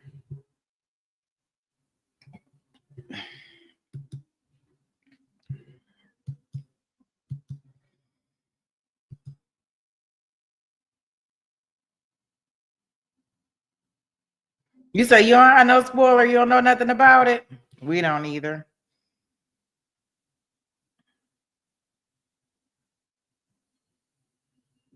Let me see.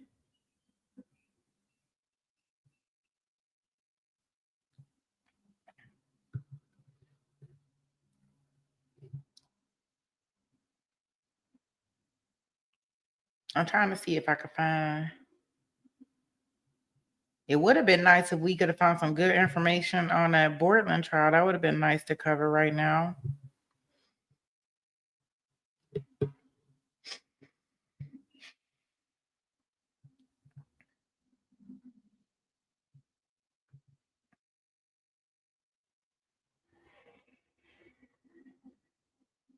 I mean, I got so many cooking. I got a whole bunch of cooking stuff in my feed, y'all. Just so y'all know.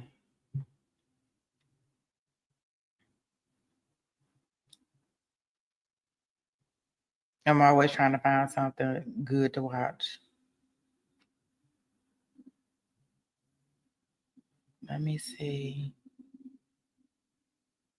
Or good to eat. Let me see.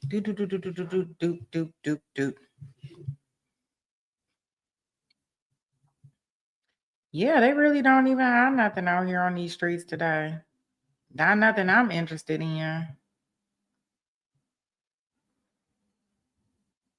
Okay, whatever. I guess y'all gonna have to listen to me then. Boom.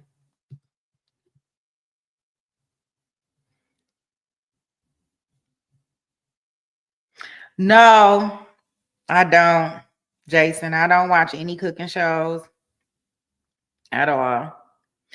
But I do like to find new recipes. So I will I'll go in there and look for a recipe.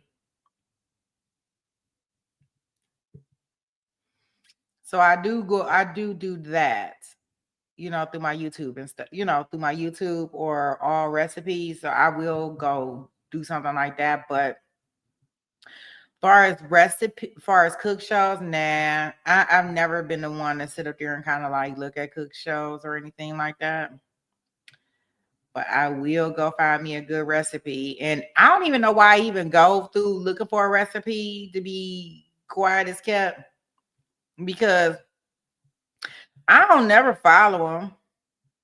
I mean, I follow them to a degree for the concept, but I don't ever like follow the ingredients. I'm always putting stuff in there that I shouldn't be putting in there.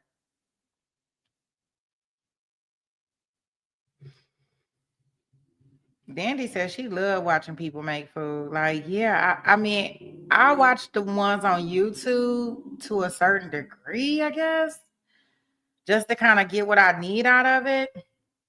If you want to consider that a cook show, but if you talk about like actually turning on the TV and watching a cook show, but I will watch how something is made just so I can kind of like get the concept of it. I'm always doing something that I'm not supposed to do in my stuff. So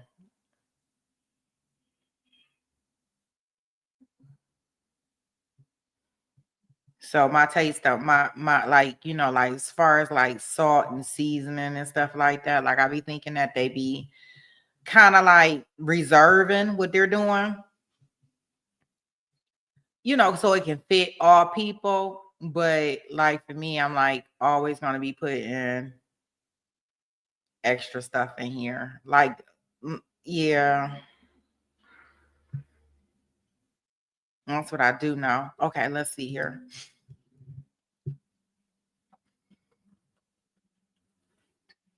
You say you never make the same thing twice? Yeah, you're right. Because each time I do something different, either I don't measure, so I don't measure anything as I'm putting this stuff in there. So ain't no telling how much I'm putting in there. So like when somebody asks me how I fix certain stuff, I can't even tell you because depending on what I feel like, depends on what goes in it. So yeah, I don't follow directions really, really well. I know on Thanksgiving, just a little tidbit, I was showing my daughter, she like, "Ma, you know, can I help you make the macaroni and cheese?" And I'm like, "Okay, sure." And so, you know, as we making the macaroni and cheese, you know, I just had this epiphany that, hey, how about, you know, like I never make my macaroni and cheese the same. So I don't know, like I don't have a design. So I can't tell her, "Hey, go put half of the butter in there." I can't tell her, "Okay, put 4 cups of this cheese in there, this Kobe cheese. Then I want you to put 4, you know, cups of this cheese in there." Like I can't even tell her that. So I told her, I said, "Look, you just gonna have to watch me. I mean, I'll tell you what you can do, and just I'm gonna tell you when to stop." So it was so funny because like when we was doing the thing, like I instead of using milk, regular milk this time in my macaroni and cheese, I use heavy cream. And I don't know why I use heavy cream, but I felt like heavy cream. And I'm like, you know, I was telling her, I said, "Well, I typically don't use heavy cream, but we gonna do heavy cream today." So we did heavy cream. I have no clue. I don't know what made me want to do heavy cream, but I did heavy cream. Um, so yeah, I can't do anything twice. You know, next time I probably won't even use heavy cream. I'll probably use milk. I just be making up stuff. Whatever I like, because I figure if you like it all and you put it in the same thing, like it should come out good. I think. And cheese make everything better, so you can't miss with cheese. I don't care what you're doing, as long as you got cheese in it, you good. So yeah, I do all types of stuff. Yeah, I think I even put like sometimes depending on what I want to do with my macaroni and cheese. Like sometimes I cut up bell peppers and put it in my macaroni and cheese. Sometimes I do croutons on the top of my macaroni and cheese with butter topping. It just depends on what I feel like. I put a whole bunch of sour cream in it. A whole bunch, yeah, like it just depends.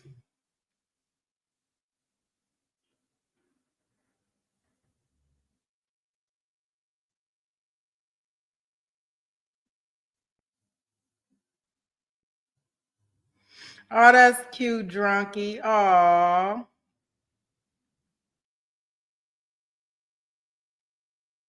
I'm a bunk with therapist, you know, for a year and learn some Texas barbecue. Yeah. She'll definitely be the one to be able to tell you. Yeah, and I love me some barbecue. You know, it's so funny because now, you know, like in Arizona, like I can remember stuff like in the Midwest that they just don't have down here. Like I be wanting a good Polish boy. They don't have Polish boys down here. I don't think nobody sells Polish boys down here. And I'm like, dang. In Ohio, we always had a good Polish boy. And I know when I first got here, I was like, oh, somebody gonna have to send me a Polish boy. So I had my cousin, she would freeze the Polish boys and actually ship them. Oh yeah, I like me a Polish boy. Oh gosh. Just thinking about it make me happy. Even though I can't get one, it makes me happy just knowing.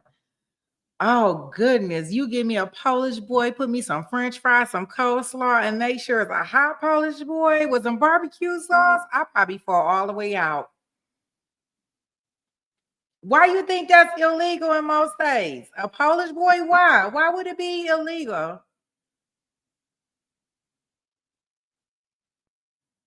I ain't never heard of that.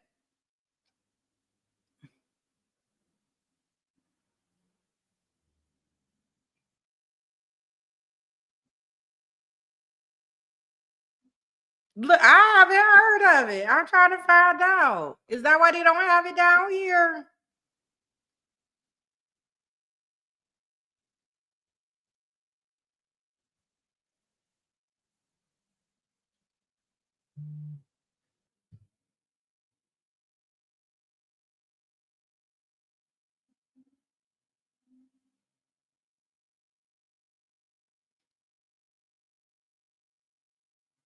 Yeah, I have had that, Dandy. Oh, because I was like, well, dang, maybe that's why they don't have them down here. Because I'm waiting, like, oh gosh, don't tell me that's why they don't have them.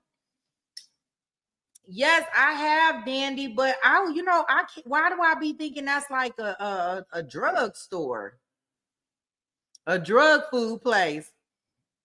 Like I be thinking they be put. Like, I don't know. It seems like they might be marijuana bound or, I don't know why. I don't know. It seems like it's like a hippie sandwich shop or something. Do you get that vibe from there? Andy, they do got some good food. I have had a sandwich there from there before.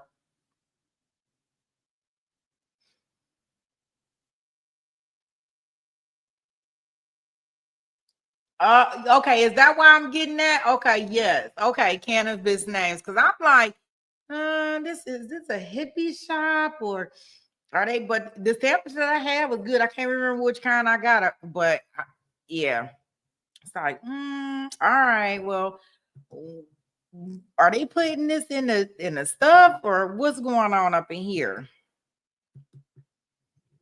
I'm like, are they putting that in my sandwich? Like, am I about to be high to this? Yeah, I think all you had was, but the sandwich that I did have was good. It was years ago too. Wow. Yeah, I like that. And we got so many restaurants around here. Yeah, I know we shouldn't be talking about food. Fast. It looked like the judge is getting back on the bench. Let's see what she got going on. They probably about to go to a sidebar or some stupid stuff. Let me do this.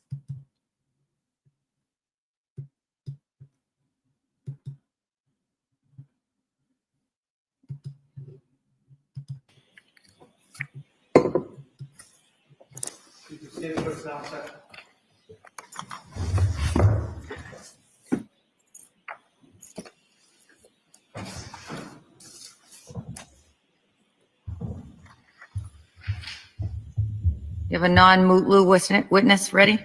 Yes, Your Honor. Call that witness. Thank you. I'll have the jury back in. I'm sorry? I'll have the jury back in. My apologies. Do we have Mr. Mutlu? Jim? Mutlu? No, you didn't hear me. I'm sorry. I asked you, do we have, maybe I shouldn't be so abbreviated with my words. Do you have a non-Mr. Mutlu witness ready? Yes. Let's call that witness and get the jury back in here. Yes, Your I've had a little lumpy morning and I want to continue keeping the flow. Yes, Your Honor. I just want to make sure they're still sitting out on the bench. I'm not sure that they are. Could I have 1 second to check? Sure.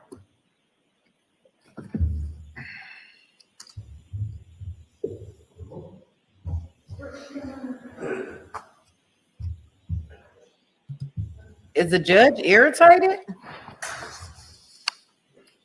Talking about she had a lumpy morning. I just want to use short form words. A non-Mutlu. Great. Let's get the jury back in. We'll do Mr. Mutlu over the break. Yes, Your And Honor. over that, I mean, over the lunch break. Yes, Your Honor. Are y'all working through lunch? Did you eat your Wheaties this morning, Mr. Walsh? Mr. Douche? Bag.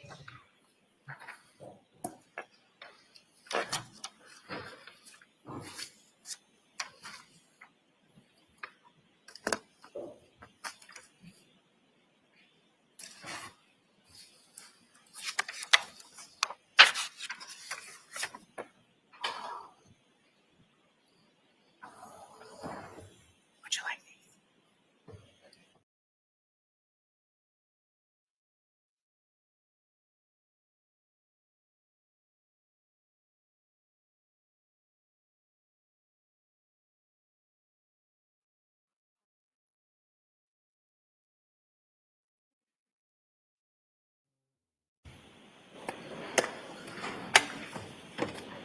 All rise to the court, please. Jurors entering.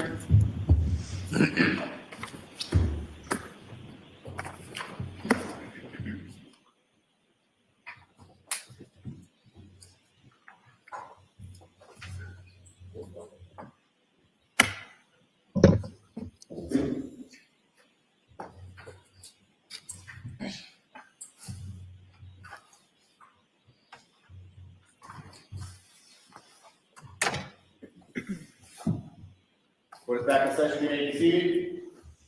Commonwealth may call its next witness. Thank you very much, Your Honor. The Commonwealth would call Brianna Kiesel.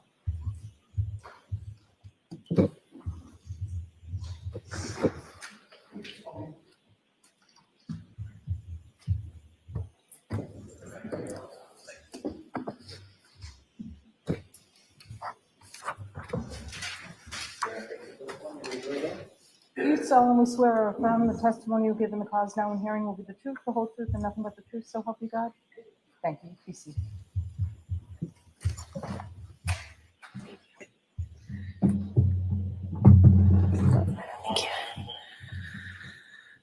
You may proceed. Thank you very much, Your Honor. Good morning. Can you please state your name for the court and spell your first and last name? Sure. My name is Brianna Kiesel, Brianna. Last name Kiesel, Kiesel. And what is your educational background, ma'am? I have a bachelor's in biology from Arcadia University and a master's in forensic science from Towson University. And what is your occupation? Currently, I'm a forensic scientist too with the Massachusetts State Police Crime Lab. And what unit are you assigned to? The DNA unit. And how long have you been employed at the Massachusetts State Police Crime Lab? 6 years. And what are your responsibilities as a forensic scientist too? I am authorized in processing, interpreting, and reporting samples that were collected from crime scenes, as well as standards collected directly from an individual. I can also technically review other analysts' work when it concerns batch files, which we call files that have standards collected directly from an individual. And do you have training for this position? Yes, I do. Can you tell me about your training? Sure. Our training is a minimum of 6 months, and during that time, we have lectures, quizzes, and this all culminates into a final written exam. We also have a practical component in the laboratory where we take several steps for sample sets forward, and that all culminates into a final written exam, as I mentioned, and a final lab practical. And did you pass that written exam? Yes, I did. And that's called a competency evaluation? Yes, that is a competency, the lab portion of it. And do you also have to take proficiency testing? Yes, we do. And can you explain that to the jury?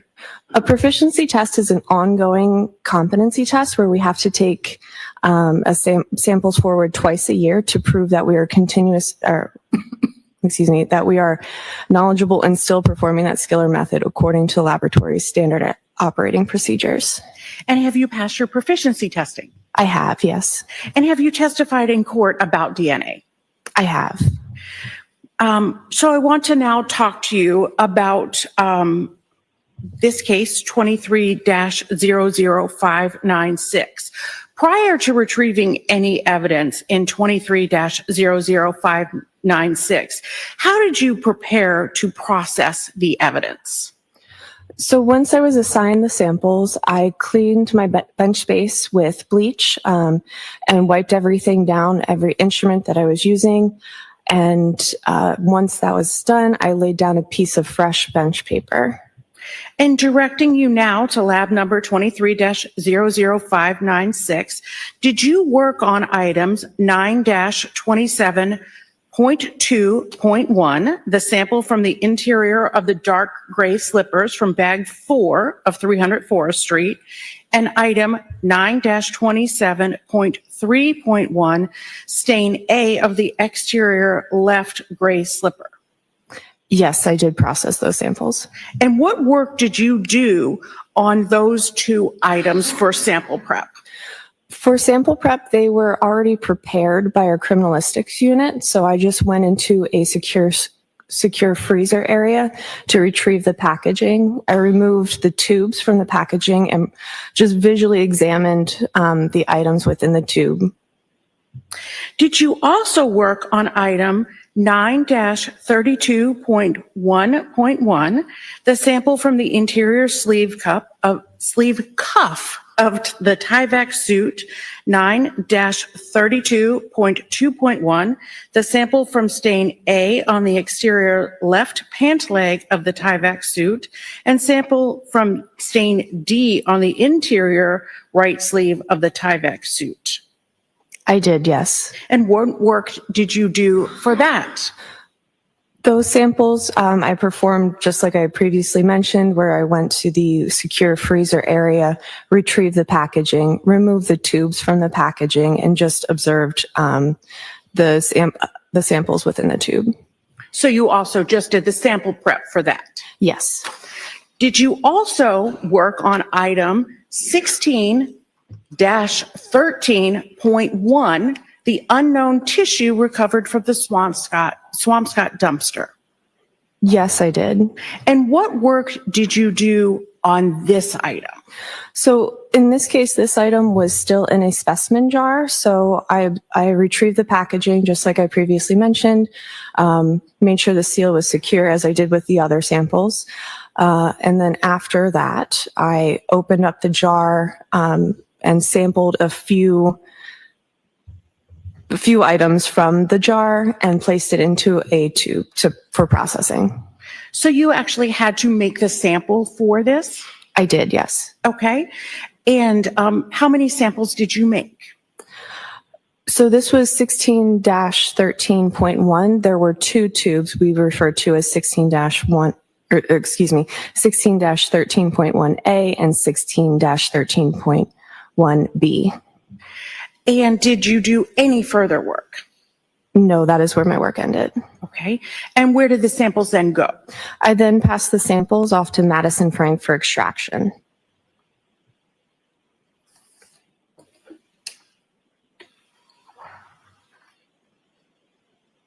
Cross-exam. No question. The witness may step down. Thank you.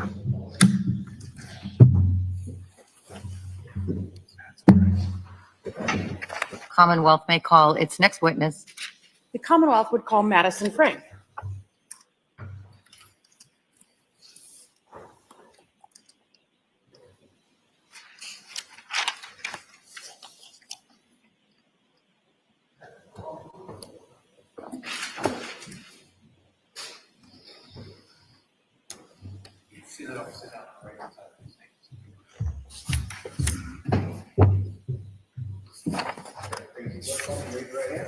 Do you solemnly swear or affirm the testimony you'll give in the cause now and hearing will be the truth, the whole truth, and nothing but the truth, so help you God? Thank you. You can be seated.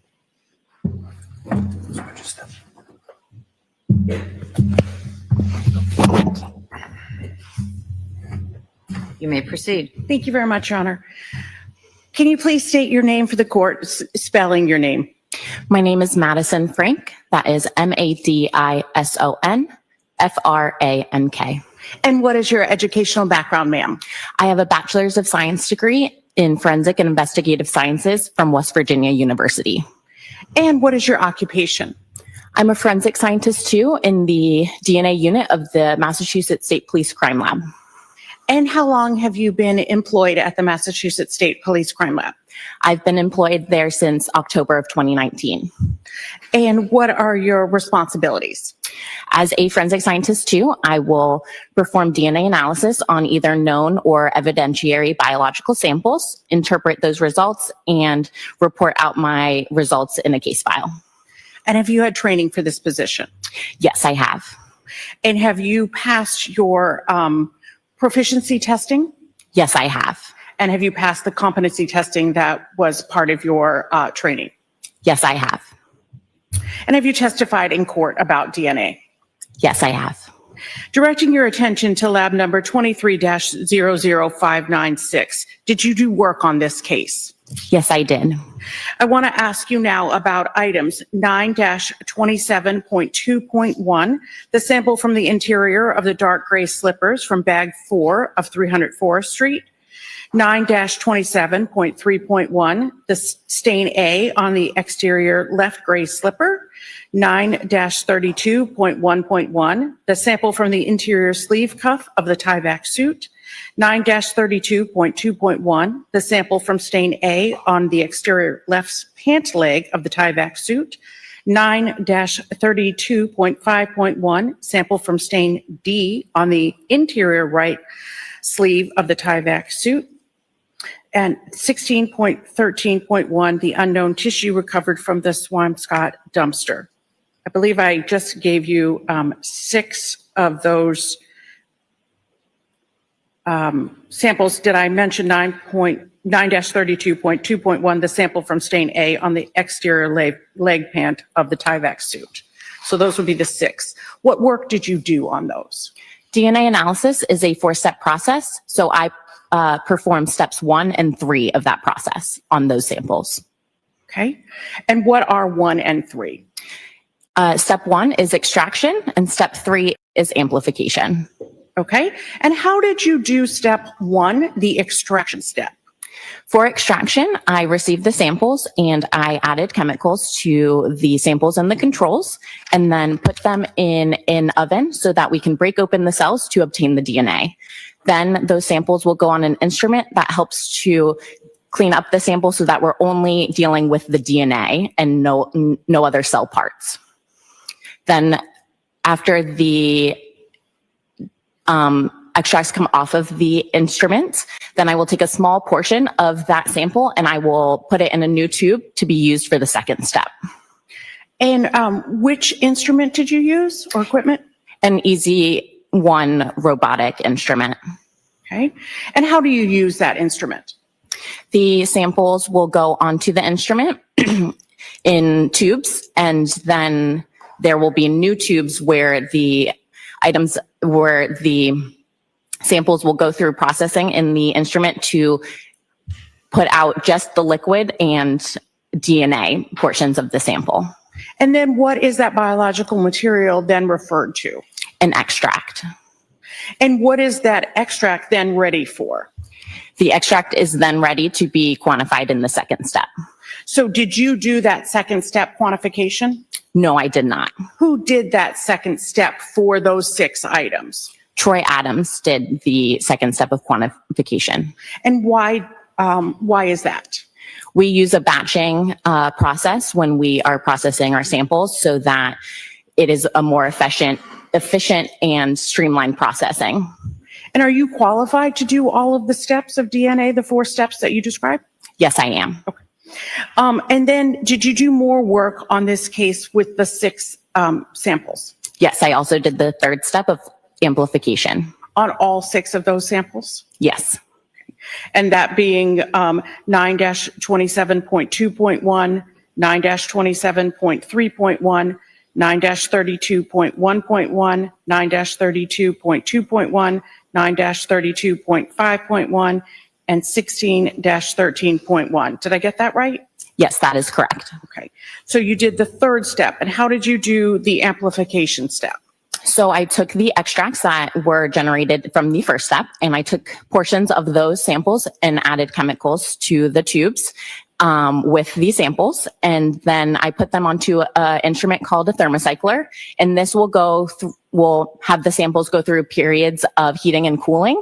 And this is to make millions of copies of the specific DNA that we are looking for to be able to visualize it in further down in our processing.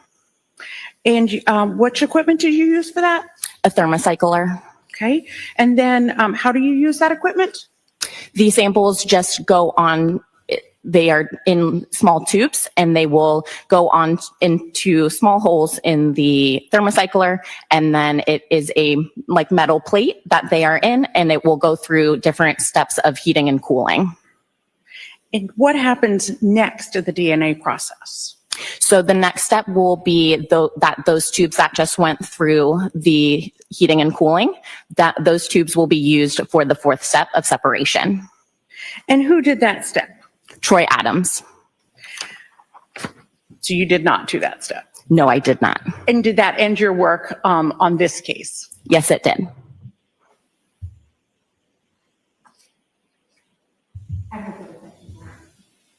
Any cross-examination? The witness may step down. Thank you. Thank you.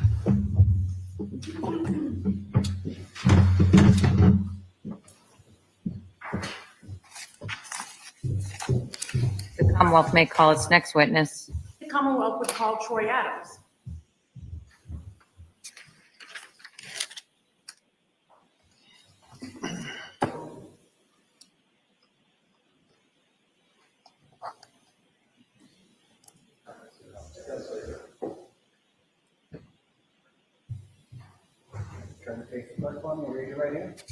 Do you solemnly swear or affirm testimony you'll give in the cause now and hearing will be the truth, the whole truth, and nothing but the truth, so help you God? Thank you, sir.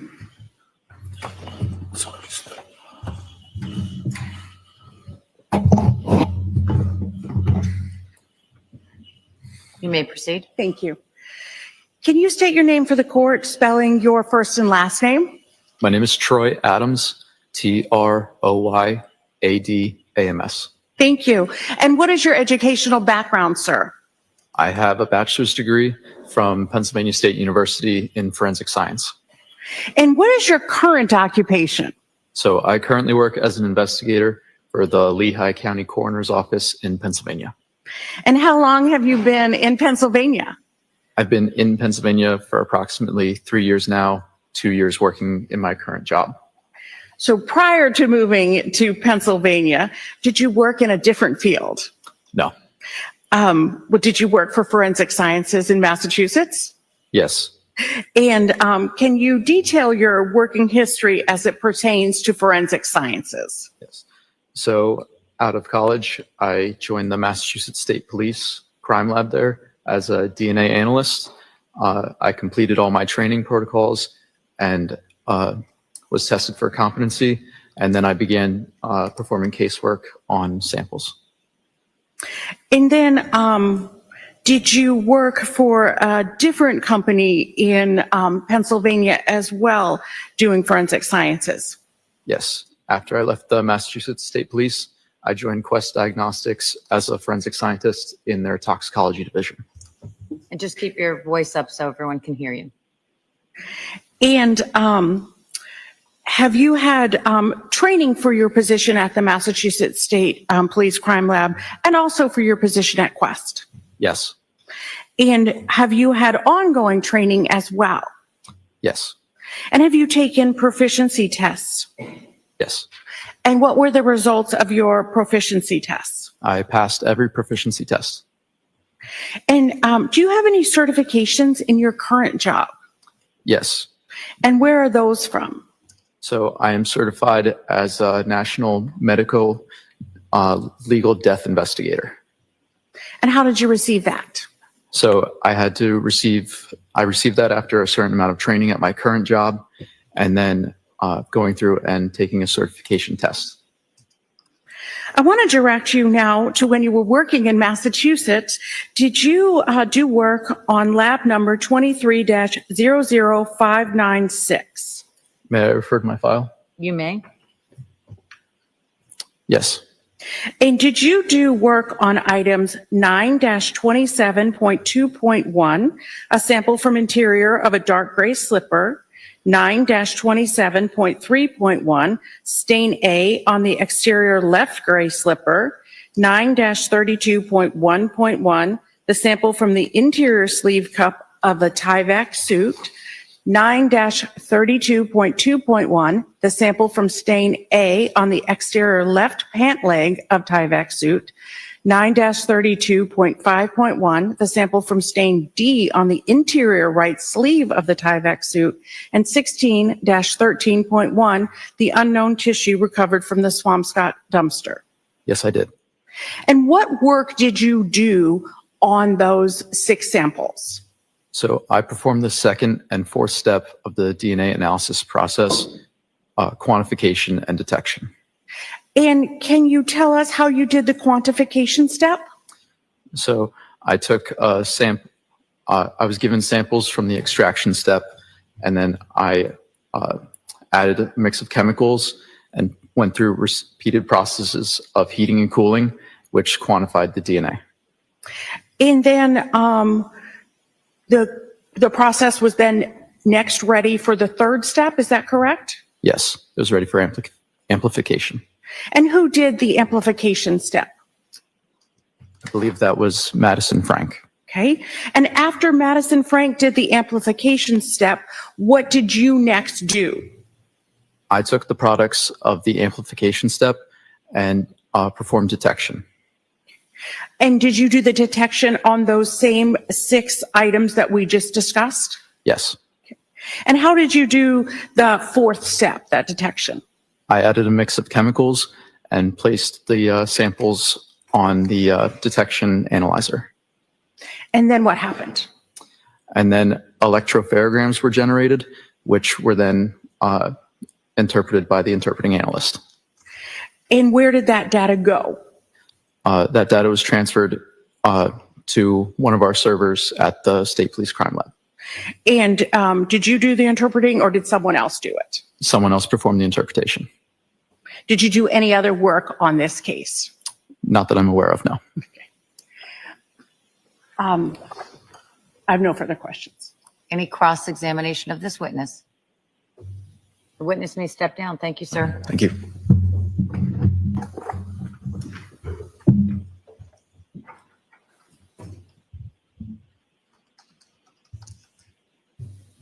The Commonwealth may call its next witness. Emily Oliver, please.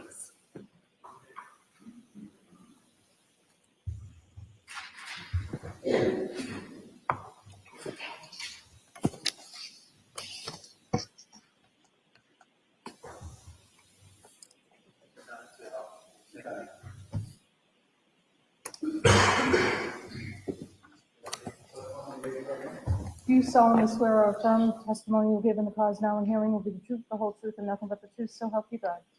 Thank you. This way. Just watch your step.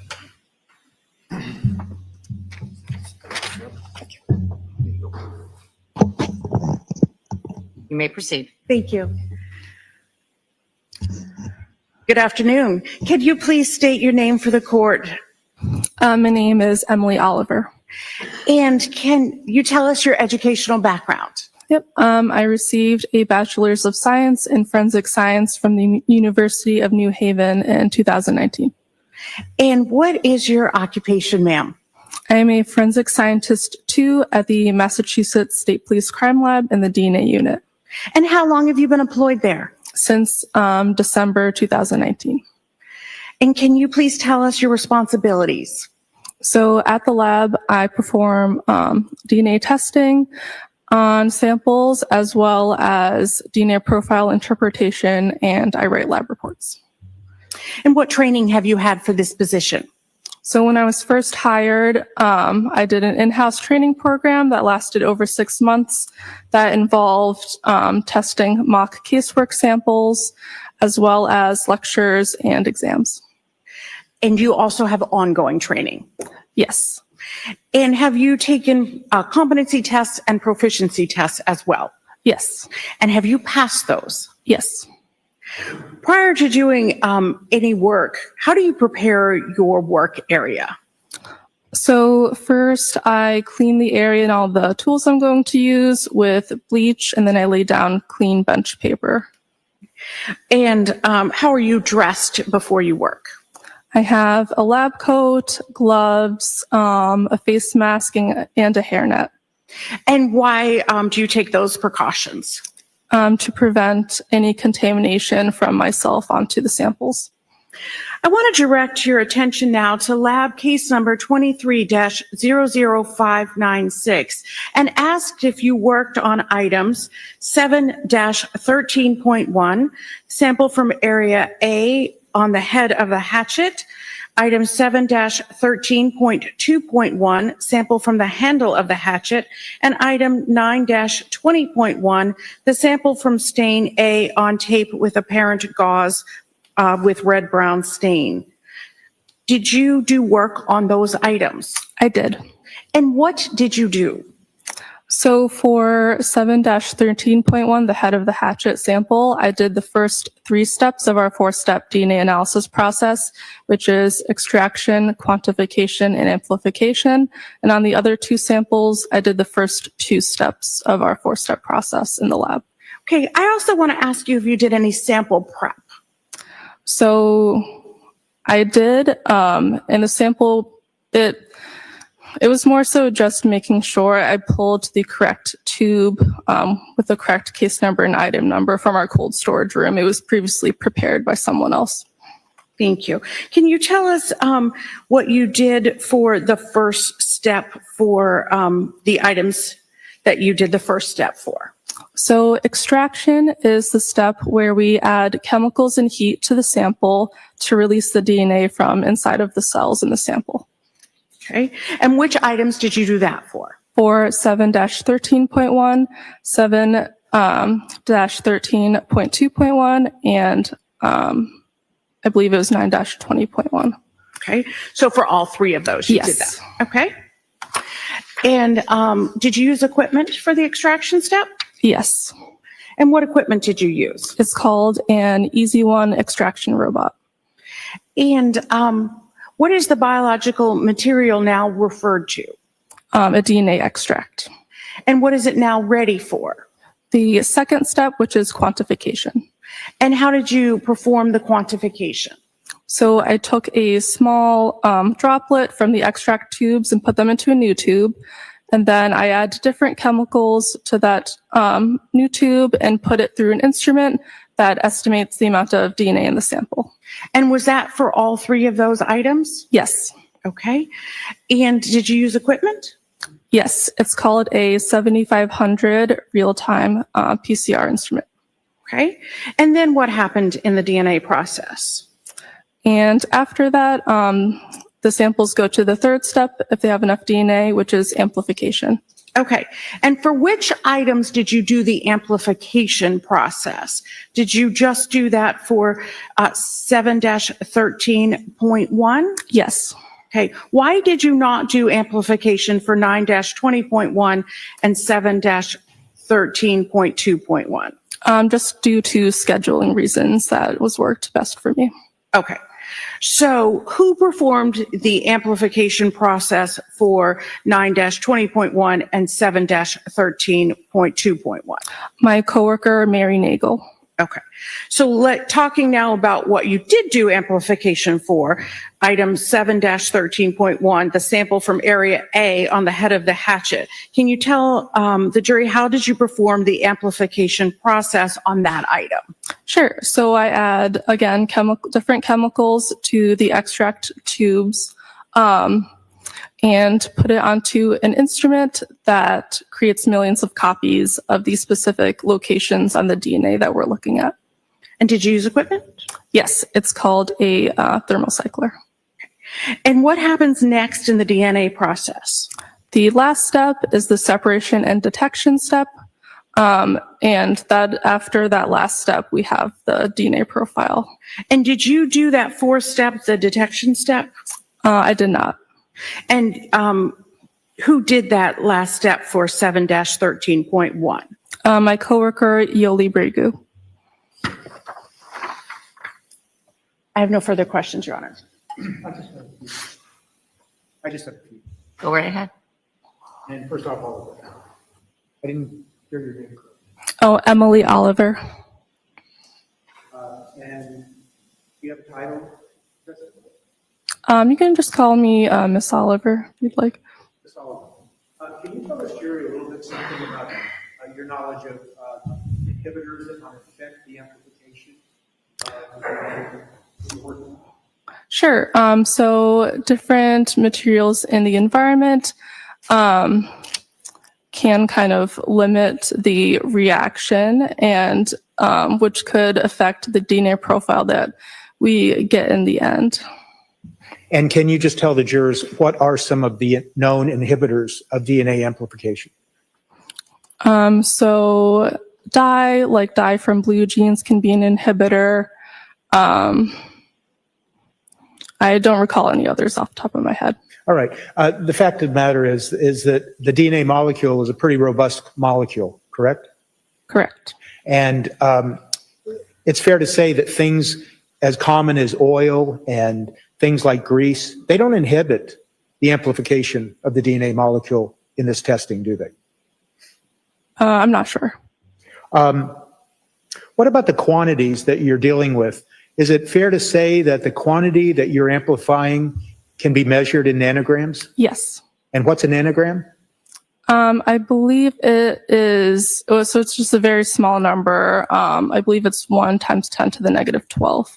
So is it fair to say that it's about a 1/1,000,000th of a gram? I'm not sure. Okay.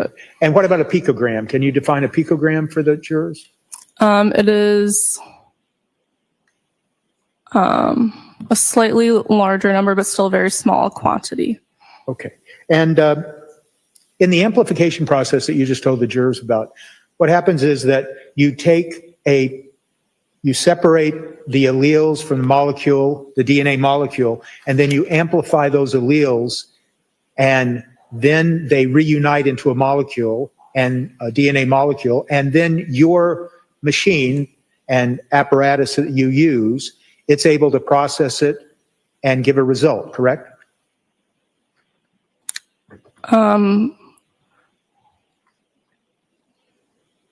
Correct. And that's mostly referring to the fact that DNA is a double helix, kind of looks like a ladder that's twisted, and it becomes single-stranded during part of the process and then comes back together again. All right. And finally,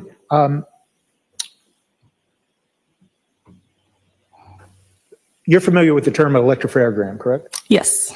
And can you just describe for the jury what an electropharogram is? So it's just a graphical representation of the DNA profile, kind of like an EKG.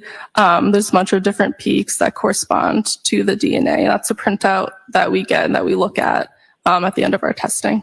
So in the State Police Crime Lab, when you look at the electropharogram, does the analyst interpret the peaks to determine the results of the DNA testing, or is it another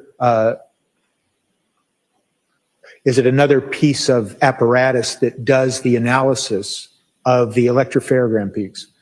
So we put our electropherogram through a program called Gene Mapper that does help the interpretation, but a person is still looking over the profile.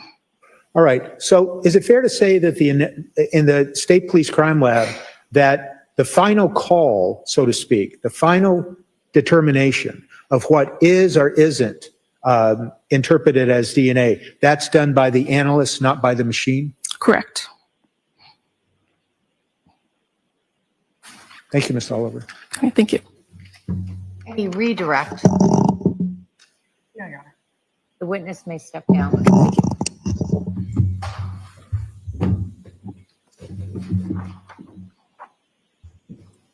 The Commonwealth may call its next witness. The Commonwealth will call Mary Nagel.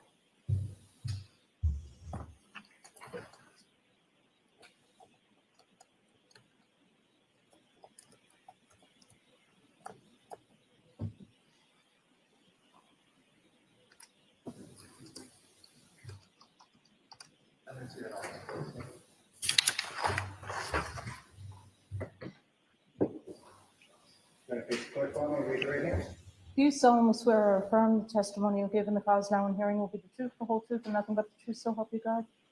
Thank you. Please sit. This one just.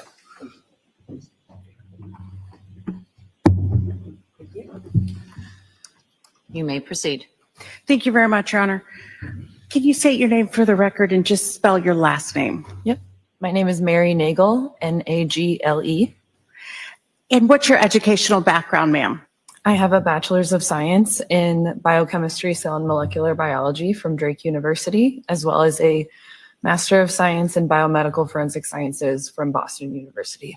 Can you just pull that microphone a little bit closer? Thank you. And what is your occupation? I am a forensic scientist too in the DNA unit at the Massachusetts State Police Crime Lab. And how long have you been doing that? Just over 3 years. Can you tell us your responsibilities? Yep, I am capable of performing all of the lab work as well as reporting and interpreting single source profiles and writing up other reports as well. What training have you had for this position? I underwent a 6-month training program that included lectures, exams, and about 50 mock samples for lab practice. And did you pass the exams that you during your training period? Yes, I did. And do you also have ongoing training? Yes, I do. And as part of your ongoing training, do you have to take proficiency tests?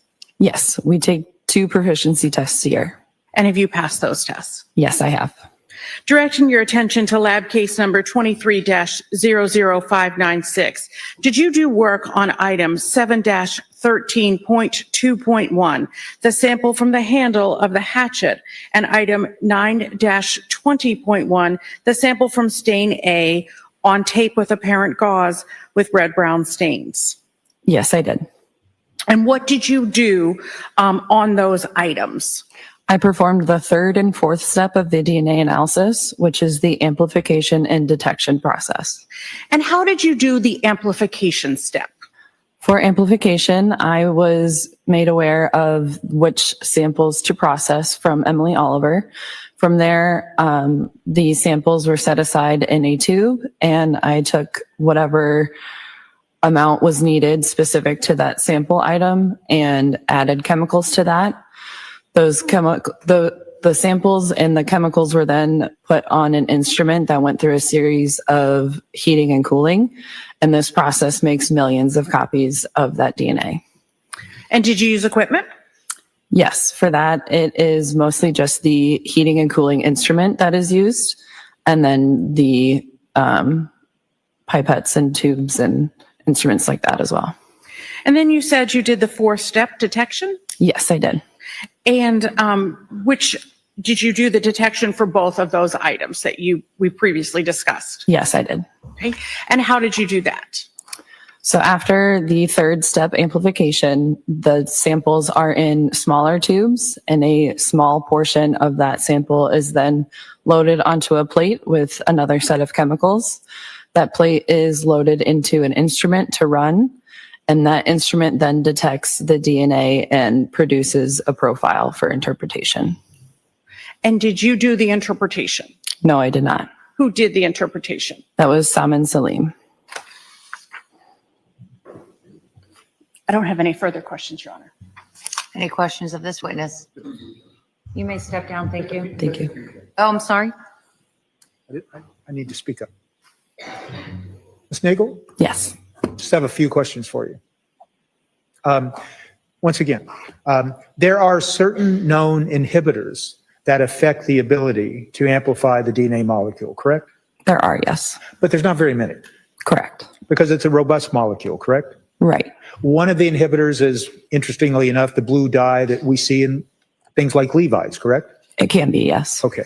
But it's not something like oil or grease or things like that. The molecule doesn't get broken down by oil and grease and things like that, correct? Correct. And if bleach is used on an item that contains DNA and the bleach breaks down the molecule, that molecule will not properly amplify using your equipment. It will still be amplified, but parts of that DNA will probably drop out at the end of it, but there is still usually DNA at the front of that profile. When you say at the front, you mean that the shorter alleles, after the molecule is broken down, the shorter alleles will amplify, but the longer alleles won't because they were broken down by the bleach. Correct. And when you look at the results of your amplification, a trained analyst can see that the longer alleles didn't amplify properly, and they may conclude that something like that particular sample might have been affected by bleach or something like that, correct? We do not look into what could possibly affect the degradation, but we are capable of seeing the fact that the DNA profile will begin to slowly drop in what is present. Okay, thank you. One other question. Am I correct in saying that a nanogram is 1/billionth of a gram? Yes, I believe so. Okay. Am I correct in saying that a picogram is 1,000th of a nanogram? A picogram would be 1/millionth. And when you're using the quantities that you're using to get the results that you complete in the lab, we are talking about quantities in nanometers. Yes. Tiny, tiny amounts, correct? Yes. Thank you. Thank you very much. Any redirect of this witness? No, Your Honor. The witness may step down.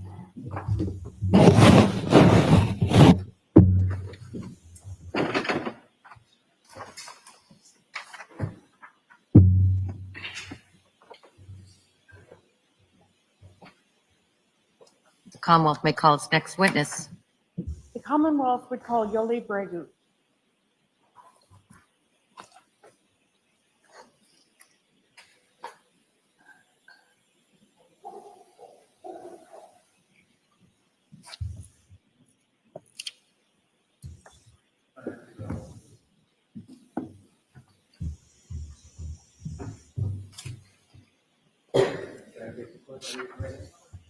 Do you solemnly swear or affirm the testimony you'll give in the cause now and hearing will be the truth, the whole truth, and nothing but the truth, so help you God? Thank you. Be seated. Right this way.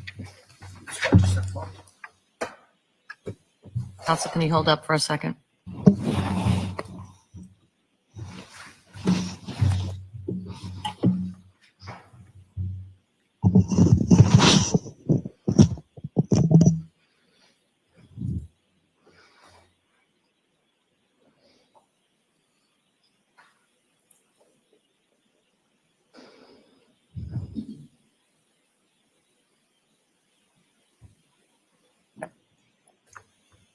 You may proceed.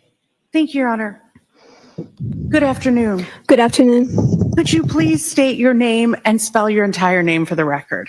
My name is Yoli Bregu, Jolibregu. And what is your educational background? I have a Bachelor of Science in Biology from Boston University and a Master of Science in Biomedical Forensic Sciences, also from Boston University. And what is your occupation, ma'am? I'm a forensic scientist too with the Massachusetts State Police Crime Laboratory in the DNA unit. And how long have you been there? Since June 2019. Can you tell us your responsibilities as a forensic scientist too? Sure. I perform forensic DNA analysis on evidence samples submitted to the lab. So my typical workday consists on processing those samples in the lab, doing the data interpretation, making comparisons with the reference samples, writing reports, testifying in court as needed. I also do administrative and technical reviews. And what training have you had for this position? So in addition to my education during my master's degree, I followed a forensic biology and forensic DNA analysis track. And then when I got hired, I was trained at the Massachusetts State Police, specifically in the DNA unit in forensic DNA analysis. The training consisted on lectures, reading of relevant literature, laboratory experience with practice samples, data interpretation, written and oral exams, followed by competency tests. And did you pass those competency tests? Yes. And do you have ongoing training as well? Yes, we have ongoing training. Every year we are required to take at least 8 hours of continuing education, which is offered in forms of seminars, webinar, workshops.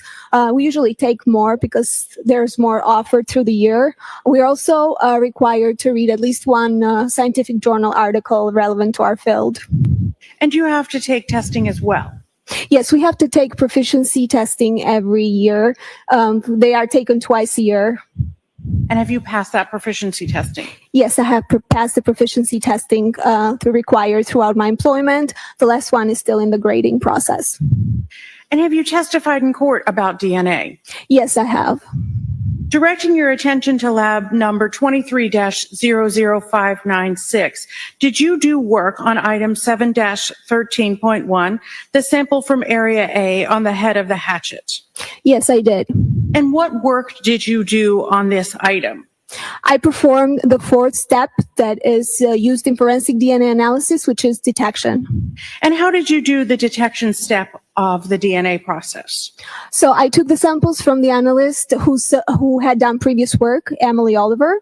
I prepared those samples, mixing them with the required reagents. Then I loaded them in our instrument that does the detection, known as genetic analyzer, and I started the run. And that's where my role ended. After the run is done, the data is saved automatically in the computer and can be imported by the interpreting analyst for data interpretation. Did you do the interpretation here? No, I did not. Who did the interpretation? Salman Salim. I have no further questions, Your Honor. Any cross-examination of this witness? Just a couple. Go right ahead. Thank you.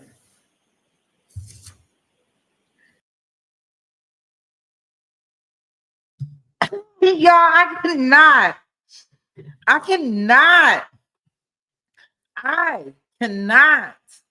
Okay, y'all. I am going to put a survey out, a poll out. We got to figure something else out about this. They done had 9 people get on the stand. Ain't nobody told me nothing about no DNA. Ain't nobody got time for this parade. What is going on? Ain't nobody did nothing. Now I'm getting tired of this. We gonna do all of this just for all of these people to march up here and tell us that this man don't have no DNA on the doggone hatchet. I'm done. Like, I don't know. I done had it up to my wits' end. We just spent, oh my goodness, literally like almost 3 hours back and forth with different analysts coming up here, and ain't nobody got nothing to say about nothing. I'm gonna put a poll out. Let's decide what we want to do here at Take It to Trial. The only thing that would probably interest me, just like I can't remember who put it in here. Maybe it was Dandy. She said the only thing that's gonna probably perk this case up is Mr. Walsh taking a stand. We can always do updates and things on this, but the state case is really getting ridiculous at this point in time, considering this is the same man that has pleaded guilty to dismembering his wife and getting rid of the body. I don't understand this. This is why the case is going to take 3 weeks.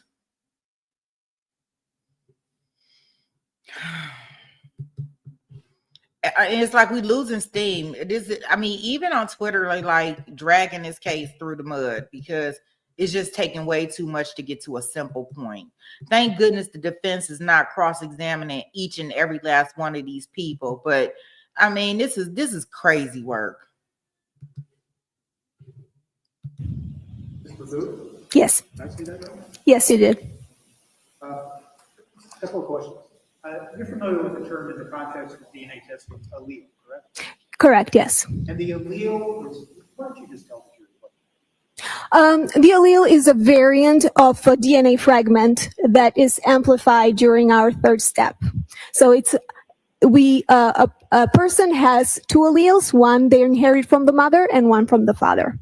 Okay, and the allele then is the section of the DNA molecule that is then looked at once you've separated the molecule, and it's the part of the molecule that then gets amplified, correct? Yes.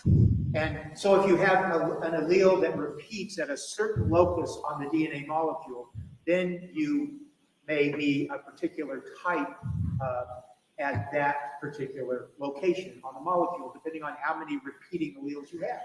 It's how many repeats are within the allele.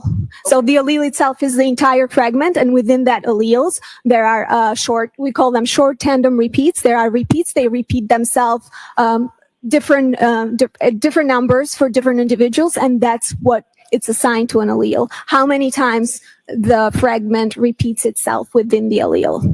And people can have the same repeats of alleles in the molecule, but generally speaking, they don't have the same number of repeating alleles across the molecule, various different loci. Yes, correct. And the loci is just plural for locus, right? Yes, the loci is the location of that particular allele in the DNA molecule. In the testing that was done in this case, you're using 26 different locations plus the sex area.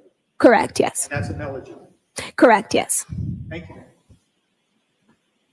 Any redirect of this witness? No. The witness may step down. Thank you, Your Honor. Thank you.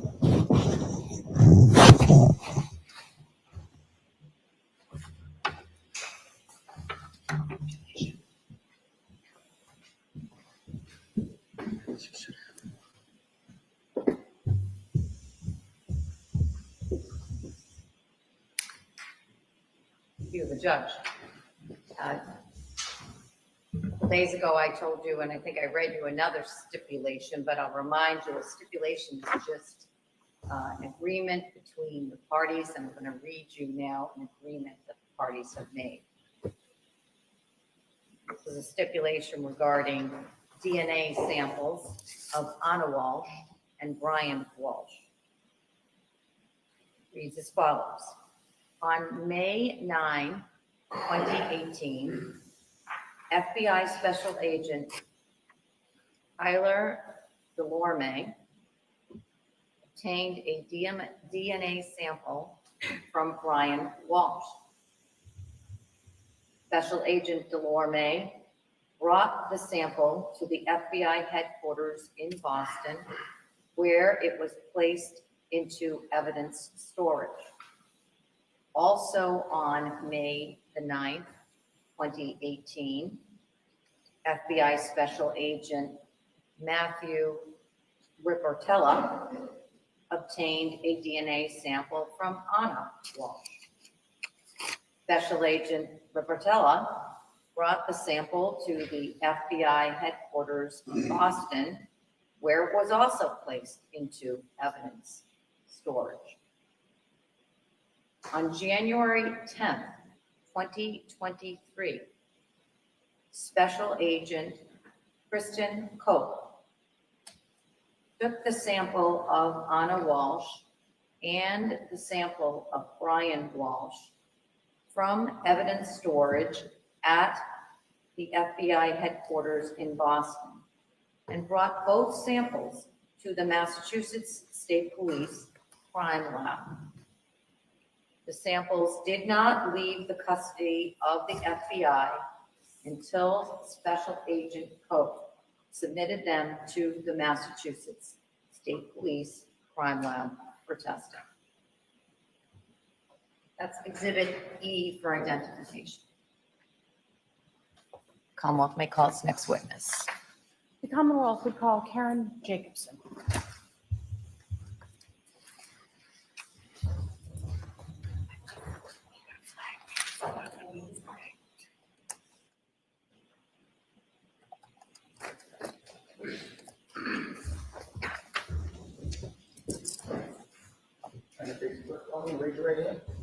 Do you solemnly swear or affirm the testimony you will give in the cause now and hearing to be the truth, the whole truth, and nothing but the truth, so help you God?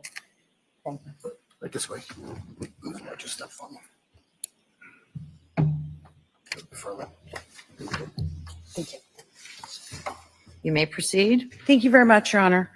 Good afternoon. Good afternoon. Could you please give us your name and spell your name for the record? My name is Karen Jacobson. That's KarinJacobsen. And if I could just ask you to pull that microphone a little closer to you. Thank you. Sure. What is your occupation, ma'am? I'm currently employed as a forensic scientist 2 within the DNA unit at the Massachusetts State Police Crime Laboratory. And how long have you been there? Since August of 2021. And what are your duties? I'm responsible for receiving items of evidence associated with known individuals, taking them through the 4-step DNA process, and making those DNA profiles available for use in comparisons. And what is your educational background? I have both a Bachelor's of Science in Forensic Science and a Master's of Science in Forensic Science from Bowling Green State University. And do you have specialized training to be a DNA analyst? Yes, I do. And can you tell us about that training? The training program within the DNA unit is at least 6 months long. It consists of lectures covering all of our protocols, literature readings covering current and historic methodologies, laboratory processing of at least 50 mock samples, and all of this is wrapped up with a competency test. And did you pass your competency test? Yes, I did. And have you also had ongoing training? Yes, I have. And as part of your ongoing training, do you have proficiency testing? Yes, I do. And have you passed your proficiency training? Yes, I have.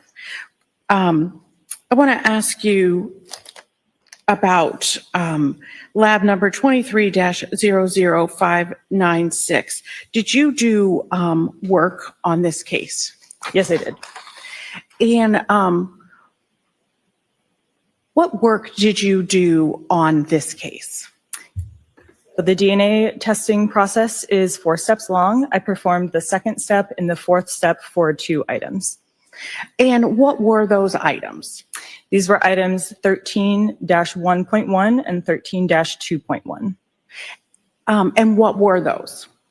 These were the DNA saliva collection kits for Anna Walshe and Brian Walshe, respectively. Okay. So how did you do the step 2? That be the quantification step? Yes. Okay. Tell us about that, please. In the 2nd step, quantification, I received a portion of the extract created in the 1st step. I applied a set of chemicals to it and put it on an instrument that goes through cycles of heating, cooling, and this produces an estimate of the amount of human and male DNA present within each sample. And did you use equipment? Yes, I did. Okay. And what was that? This is a 7500 real-time PCR machine. And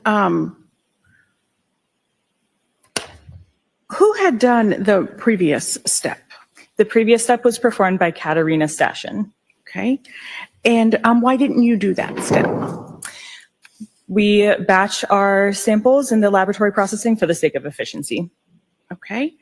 And then when did you become involved again in this process for these samples? I then performed the 4th step, separation and detection.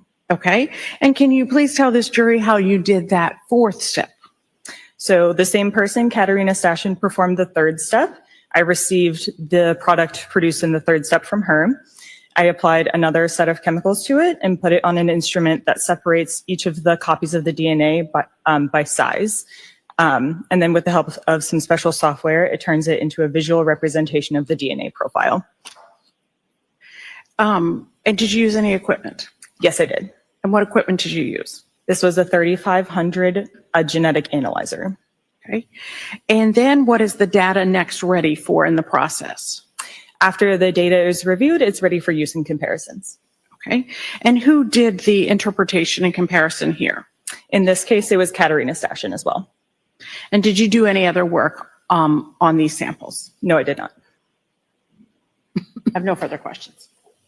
Cross exam? The witness may step down. Thank you.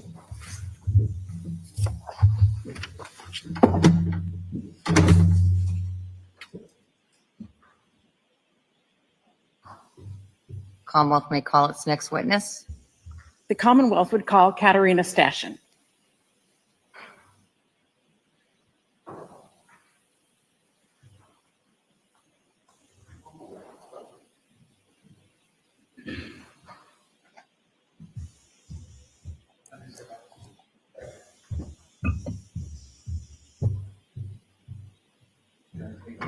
Raise your right hand. Do you solemnly swear or affirm the testimony you'll give in the cause now in hearing will be the truth, the whole truth, and nothing but the truth, so help you God? Thank you. Right this way. Just watch your step for me. Step all the way. A little bit further. There you go. You may proceed. Thank you very much, Your Honor. Good afternoon. Can you please state your name and spell your whole name for the record? Good afternoon. My name is Katerina Stashin. First name is spelled Katarina. Last name is spelled Stashyn. And what is your current occupation, ma'am?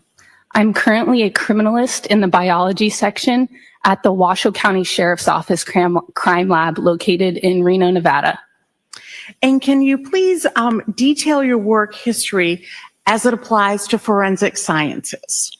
I was previously a forensic scientist in the DNA unit at the Massachusetts State Police Crime Laboratory for about 3.5 years, from 2021 to earlier this year, 2025, when I got the opportunity to move back to Nevada to be closer to family and pursue a job still as a DNA analyst.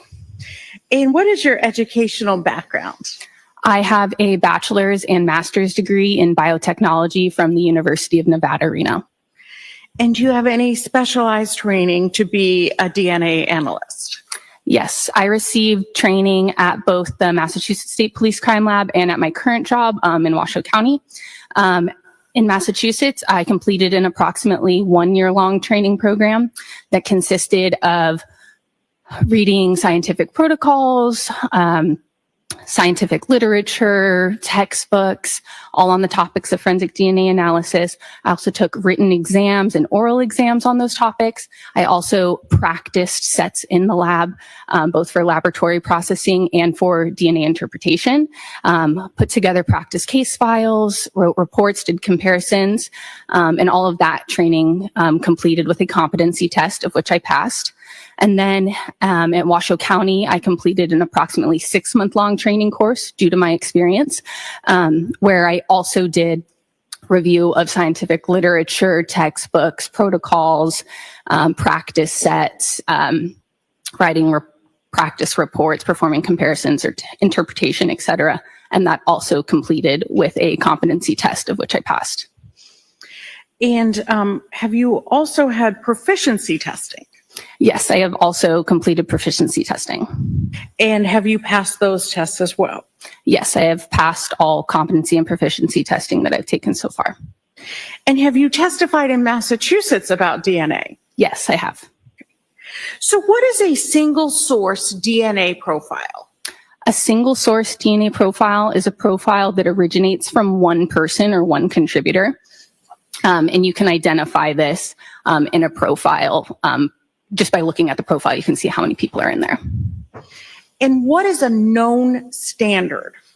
A known standard is a sample that's taken directly from an individual. For example, a sample from somebody's mouth, a saliva swab, or a blood sample. It's taken directly from a person to be used for comparison purposes. And how is a known standard developed into a DNA profile? A known standard will go through the four 4-step laboratory process to result in a DNA profile that can then be used for comparisons. And the 4-step process is what? The 4-step laboratory process for DNA analysis is extraction, quantification, amplification, and detection. So prior to doing any work, how do you prepare your work area? So when you first get into the lab to do any of those steps, you're going to clean your lab bench. So that involves using a bleach spray to wipe down your area. You're going to clean all of the equipment, utensils, your pens, pipettes, any equipment that you're using. And then me as a person or any lab analyst, you'll be wearing a lab coat, a face mask, a hairnet. You're in full PPE, wearing gloves, changing gloves frequently. Why do you clean your area and wear PPE? We do this just to keep everything perfectly clean, or the cleanest that we can, just to help the integrity of the evidence and help produce the best possible profile. Now I'm going to direct your attention to Massachusetts Case Lab 23-00596. Did you do work on this case? Yes, I did. And what did you do on the known standards in this case? I performed the sample prep, the extraction, and the amplification on the known standards in this case.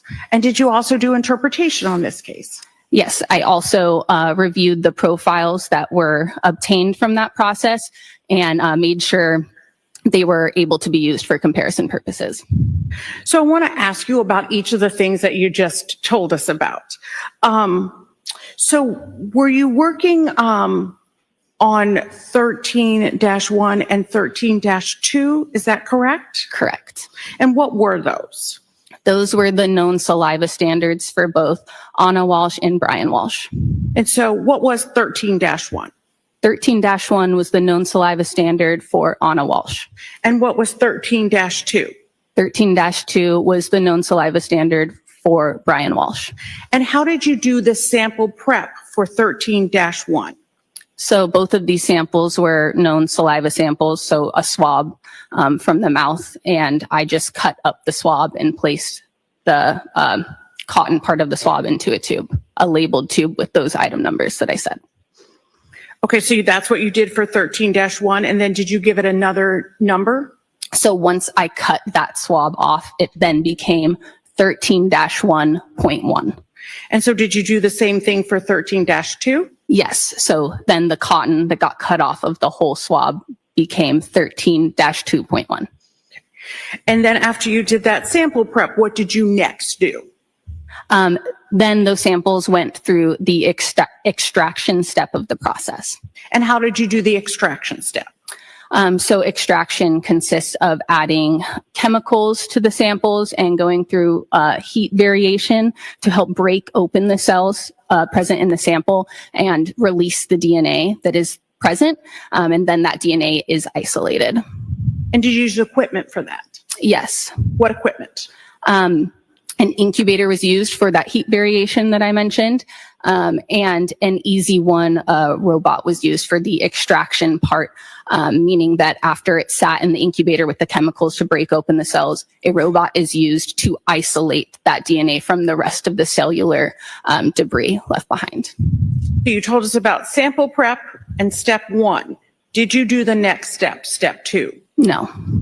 Why not? Just based on scheduling at the lab, who was assigned to do what step that day. And who did that next step? The second step of quantification was performed by Karen Jacobson. Were you qualified to do all of the steps? Yes. And so what did you next do? I next did the amplification step, that third step I mentioned. And how did you perform the amplification step?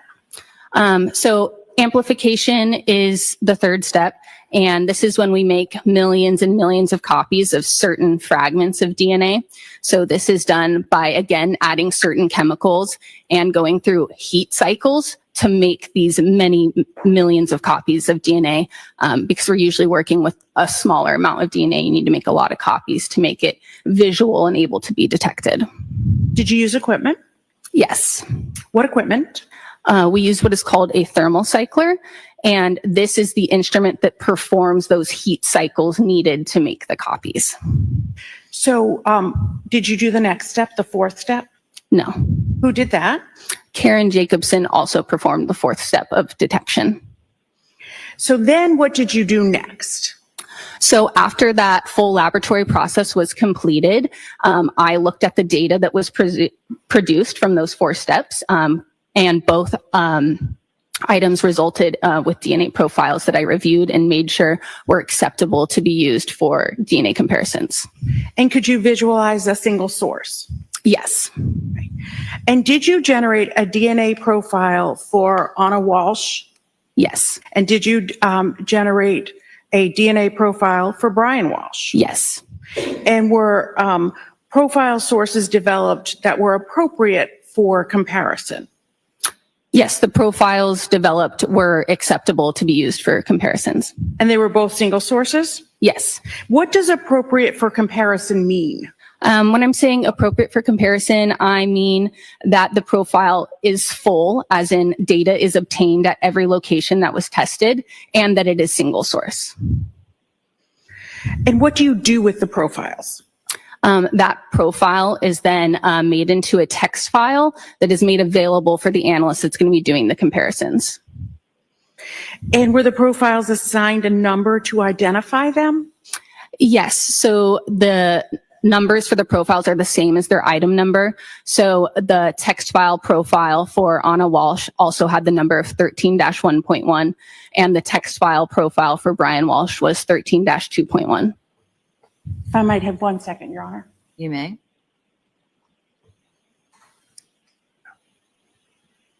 Nothing further. Cross-exam. The witness may step down. Thank you. Thank you all.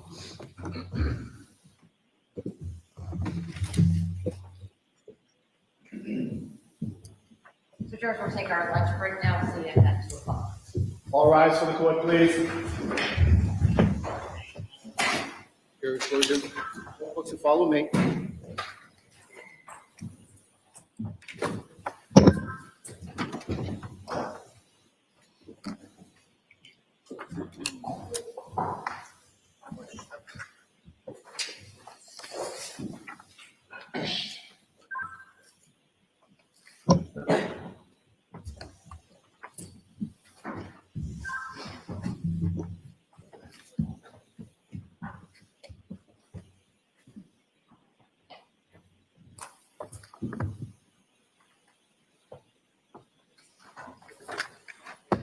Does anyone need anything? No, Your Honor. Anything from the defense? No, You all set? Very good.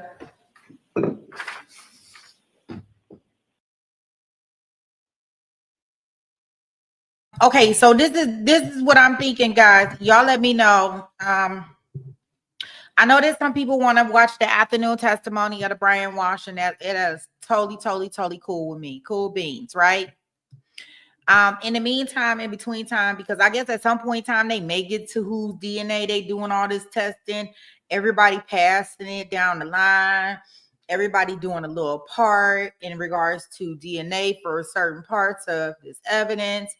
Look, I have never seen so many people come testify about some DNA. And I mean, DNA is hard enough, but typically we get one person that's on the stand and say, hey, it is 100 trillion times with a whole bunch of zeros that I can't count and never can count and never can say, quadruple, whatever, centillion, whatever them words they use with all them zeros behind it. They typically get up on the stand, they say how they did it, they come to the conclusion, they be done.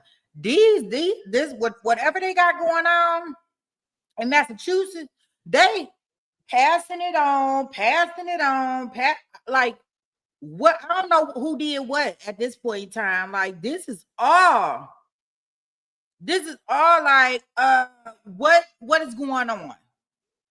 Needless to say, what I would like to do, and y'all tell me, we'll do ones in the chat. Do y'all want me to leave this open and replay some testimony?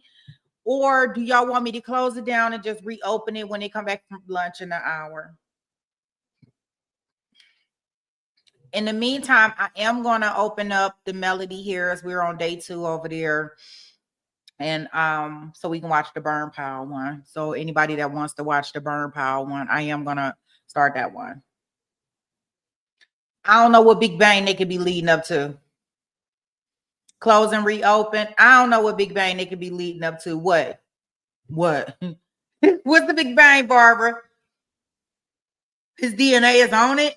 Duh. Like, okay, we know that. Unless they're about to tell me some mysterious person's DNA is on there, I don't care. Like, we don't need 10 people to tell us that this is how they got to Brian's DNA on there. I mean, what? What are we doing here? I mean, have y'all ever seen anything like this? Even the people that's in the courtroom and they doing the little Twitter things, they done with, like, when are we gonna get to this? And then she got the most slow, drawn out voice that you could ever hear. Each word comes out so slowly. It does nothing for me. Golly, goddamn. Now make me start cussing up in here. I gotta cuss in order to keep myself excited. I tell you, oh goodness, God. Man, you talking about, I'm like, shit, I'd rather clean my bathroom to listen to this mess. Like, you know, I enjoy hanging, you know, but golly, they gonna put me to sleep.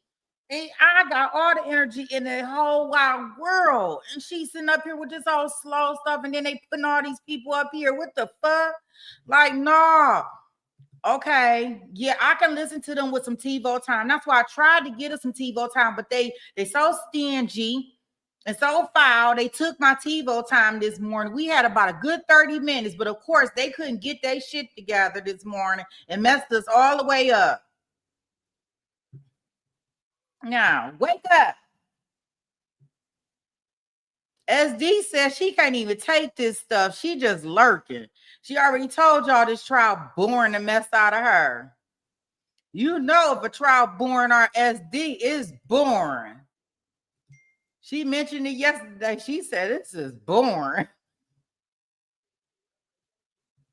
Can we watch something else? She didn't even say good morning in the chat. SD says, I ain't saying shit. Because when I want to dip out, I don't want nobody to know. I ain't even here. I'm still asleep. So she said she can have a good time somewhere else. Okay, Chef Shamrock, we'll be here. Or not.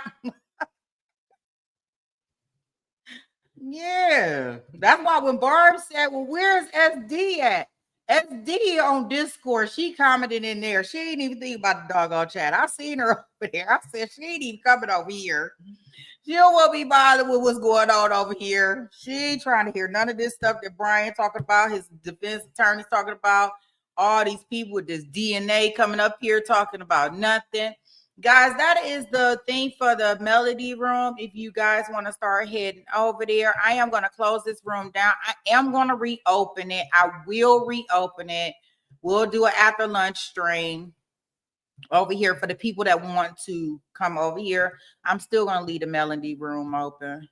Even if we do even we're opening this room up, I'm going to still keep the Melody one open. Okay.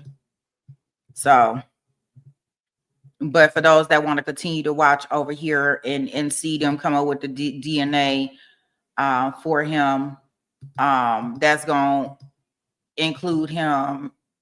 I don't know. Talk about the hole in the wall. Shit. The hole in the wall better than this DNA. Let's get to the bottom of that. Give me some excitement in here.